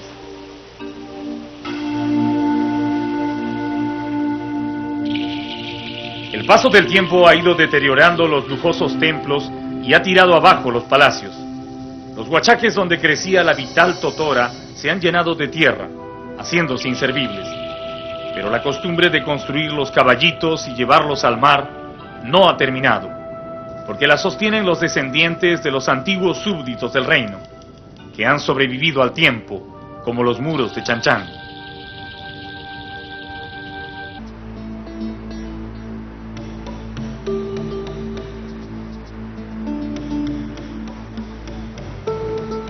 Los nuevos son los primeros que entran en el mar. Luego los siguen los pescadores experimentados, casi todos padres, tíos o hermanos de los que recién ingresan.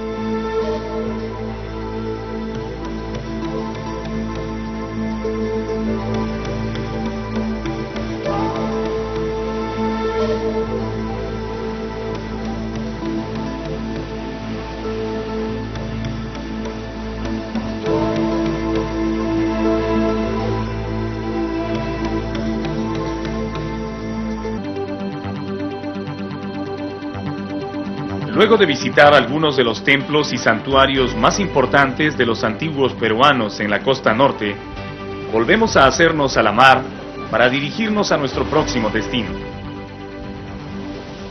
Esta será la primera vez que nos vamos a alejar una gran distancia de la costa, a la que en todo el recorrido hemos tenido siempre a la vista. Partiendo del puerto de Pimentel, ponemos rumbo noroeste y, ayudados por los vientos alisios, nos internamos en aguas oceánicas en busca de la isla más grande del Perú, Lobos de Tierra. El agua se va tornando más azul y transparente mientras nos alejamos de la corriente de Humboldt para entrar en los inestables dominios de la contracorriente ecuatorial. Y es como si entráramos en otro mar. Tras 14 horas de navegación, la silueta de Lobos se recorta en el horizonte y poco después el velero se refugia en sus cálidas ensenadas.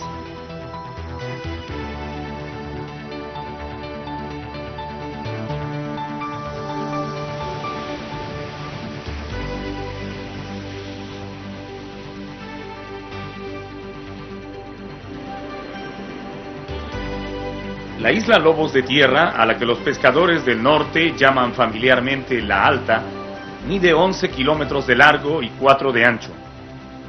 Sus bordes están formados por inmensas playas, algunas de arena y otras de conchuela, que las olas del mar acumulan por toneladas en la orilla.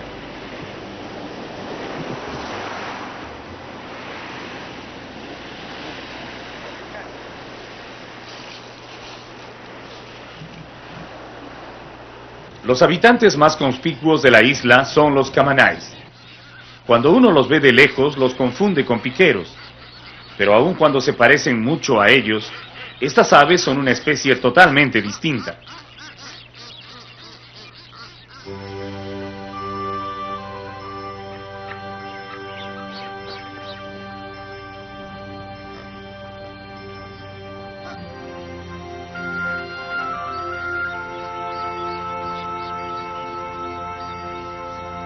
La primera diferencia con el piquero son sus patas de color azul intenso y el jaspeado de las plumas de la cabeza, que en el piquero son totalmente blancas.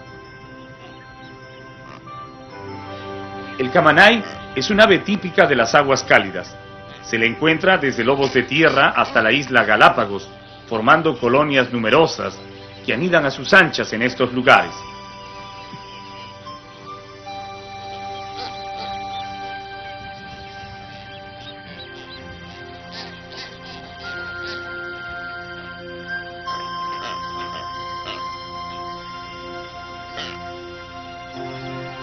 Durante el periodo de cría, que se inicia normalmente en octubre, los padres se alternan para incubar 1 o 2 huevos en pequeñas depresiones del terreno que arreglan con plumas y guano.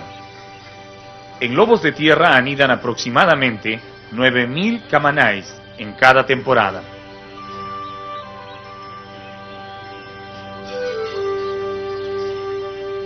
En la parte más abrigada de la isla se levanta una antigua mansión de inicios de siglo que fue construida por los ingleses para la explotación del guano de la isla. Actualmente sirve de albergue a los guardianes que custodian el lugar mientras esperan el inicio de las campañas guaneras que se producen cada 7 u 8 años.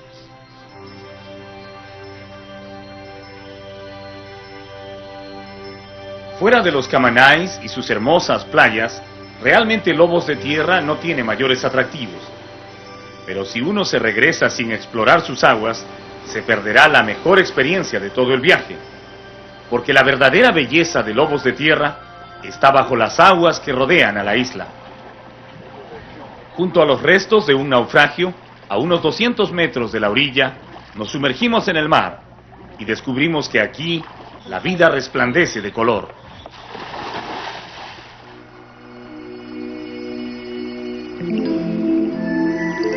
Las cálidas y transparentes aguas del Mar del Norte permiten bucear con menos equipo, y con esa repentina libertad descendemos hasta los 12 metros de profundidad para descubrir que el fondo marino es como una inmensa pradera verde, cubierta de unas algas similares al pasto, que solo crecen en los alrededores de esta isla.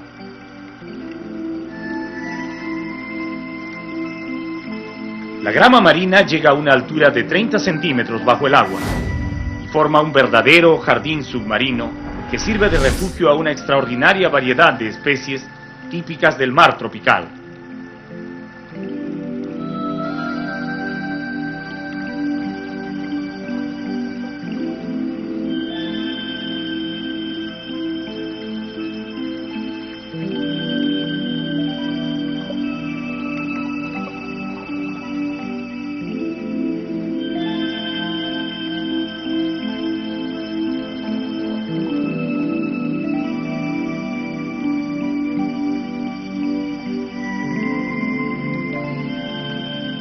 Aquí vemos a uno de los habitantes de esta pradera, literalmente pastando en su hábitat. Es un pococho, un pez herbívoro que se alimenta exclusivamente de estas algas.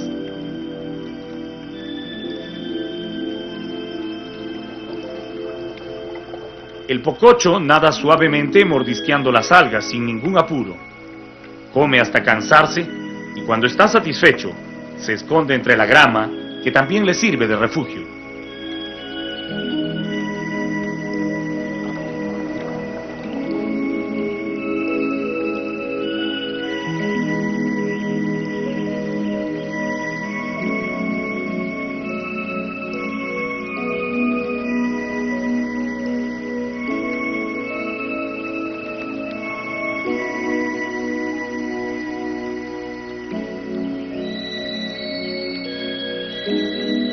En los pocos sitios donde no crece la grama, buscan su comida unos peces muy peculiares, que los pescadores llaman barbudos. Les dicen así porque debajo del mentón tienen un par de barbillas con células gustativas, con las cuales remueven la arena en busca de gusanos. A diferencia del pococho, que tiene toda la comida a su disposición, el barbudo tiene que escarbar diligentemente para encontrar su alimento en el fondo.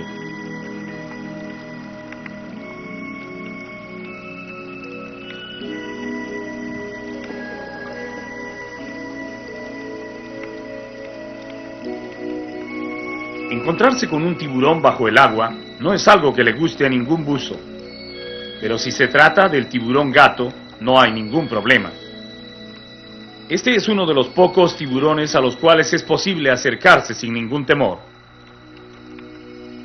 A diferencia de sus parientes que cazan para comer, el tiburón gato se alimenta de conchas y cangrejos que recoge pacientemente en el fondo arenoso.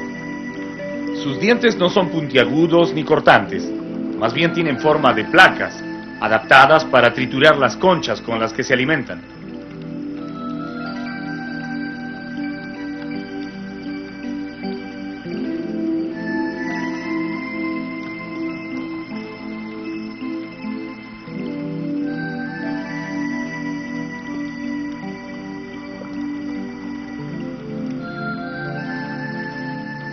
Estos seres luminiscentes que destacan como objetos preciosos entre las algas son una peculiar especie de caracol marino. Los biólogos los llaman nudibranquios y los clasifican dentro del grupo de los gasterópodos, al que también pertenecen los caracoles acuáticos y terrestres.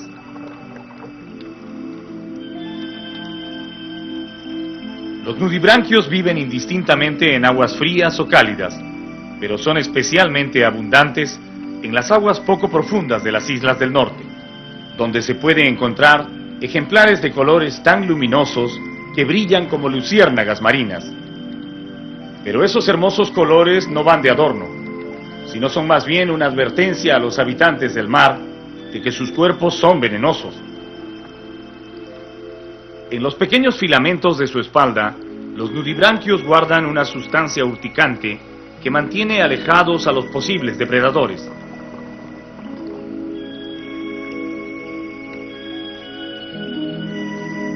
Los nudibranquios son parientes de las babosas de tierra, pero vistos en su medio, no hay punto de comparación entre los simples caracoles de la superficie y estas fascinantes joyas del mar.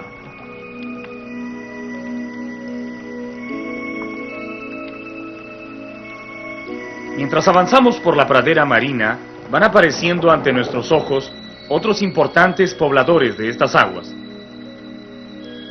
Algunos nadan solos y otros forman grupos o grandes cardúmenes para desplazarse. Un cardumen de barracudas parece inmovilizarse entre las aguas de la superficie, esperando el momento de salir a la caza. Estos son peces cazadores por excelencia. Su cuerpo alargado les permite nadar a gran velocidad para capturar presas casi de su mismo tamaño, a las que atacan en masa sin darles la menor posibilidad de escapar. Las barracudas que vemos aquí son aún juveniles, pero irán creciendo hasta alcanzar un poco más de 1 metro de largo, época en la que su apetito será tan voraz que se convertirán en los mayores depredadores de su medio.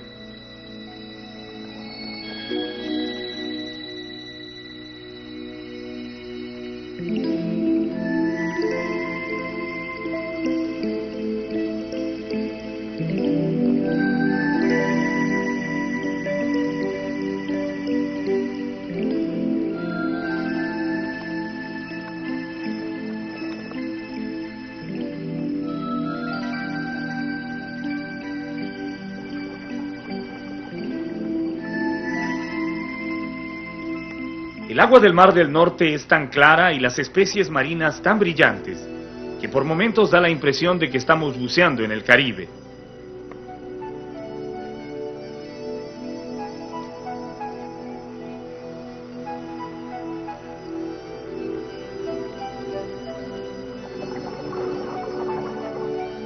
Y esa impresión se hace más fuerte cuando repentinamente entre los restos del barco hundido aparece una multitud de peces tropicales, disputándose el alimento en una verdadera explosión de color y movimiento.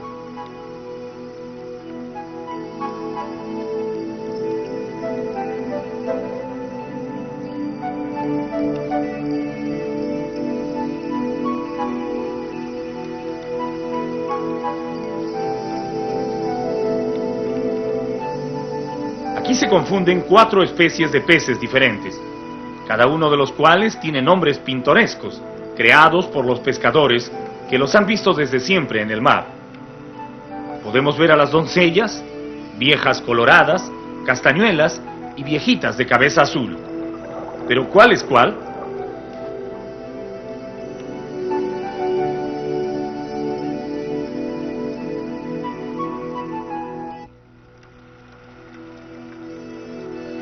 En esta agrupación de peces tropicales que viven en las aguas del Mar del Norte del Perú, hay 4 especies diferentes. Pero las que destacan por su número son las doncellas. Se les reconoce por su color rojo anaranjado, nado rápido y continuo, y su feroz apetito. Las doncellas viven en las proximidades de rocas o naufragios, pero siempre en fondos arenosos, porque de noche se ocultan en el suelo para dormir. Entre las doncellas, los machos y las hembras tienen colores diferentes. Los machos son de color azulado con líneas y puntos iridiscentes, mientras que las hembras y los juveniles presentan todas el mismo tono anaranjado. Su apetito es interminable. Comen una variedad de animales pequeños, como gusanos, cangrejitos, moluscos o cualquier tipo de carne que se les ofrezca. Una de las más simpáticas experiencias que uno puede tener al bucear en estas aguas es darle de comer a las hambrientas doncellas, que se acercan como mascotas a comer de la mano de los buzos.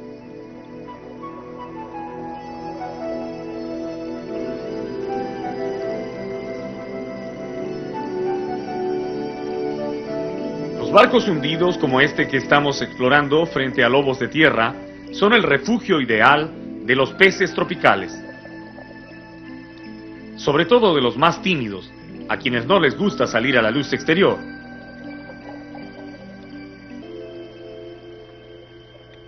De la oscuridad del barco hundido súbitamente sale nadando el pez más raro que hemos visto en este mar. Parece un globo lleno de púas erizadas, que agita unas aletas y una cola demasiado pequeñas para su tamaño. Inmediatamente vamos tras él, pero el extraño visitante se esconde entre las algas del fondo. En su lugar aparecen varios peces de color marrón claro y delgada silueta, que nos miran atentamente, como preguntándonos qué estamos buscando. Ellos también nos parecen muy interesantes, y los grabamos por un rato, pero el raro pez con forma de pelota ya no se ve por ningún lado. Uno de los buzos de nuestro equipo que conoce mejor estas especies no se deja engañar. Persigue a uno de esos peces esbeltos y tan pronto lo atrapa, comienza la transformación.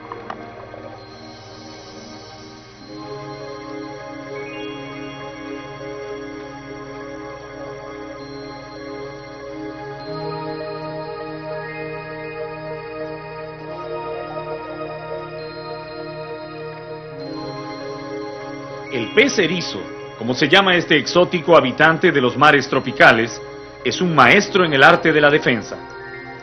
En el interior de su cuerpo tiene una vejiga especial que puede llenar de agua, aumentando su volumen al triple cuando se siente atacado. Además, cuando se infla, todas las espinas que lleva adosadas al cuerpo se ponen rígidas, ofreciendo una barrera infranqueable para cualquier oponente. El erizo solo necesita unos cuantos segundos para activar todas sus defensas, y si acaso fuera sorprendido por un pez mayor que lo devora antes de que pueda inflarse, se afirma que aún dentro del estómago de su enemigo puede expandirse, matando al atacante.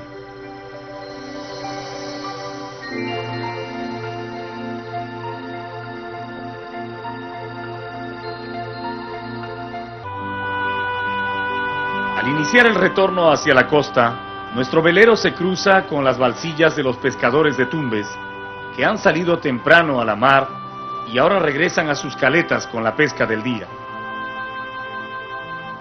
Sus pequeñas velas, ceñidas por el viento del oeste, se empeñan en llevarlos a casa antes del anochecer.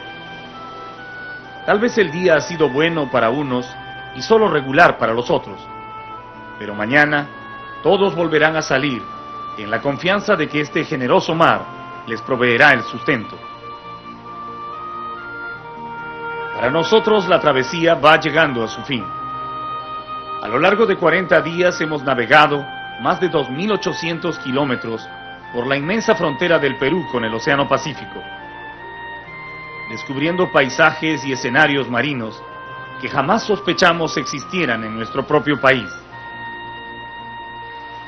Cientos de especies animales del mar, de las orillas y de las islas han desfilado frente a nuestros ojos como una reveladora visión de que la vida es más fuerte que las adversidades del planeta.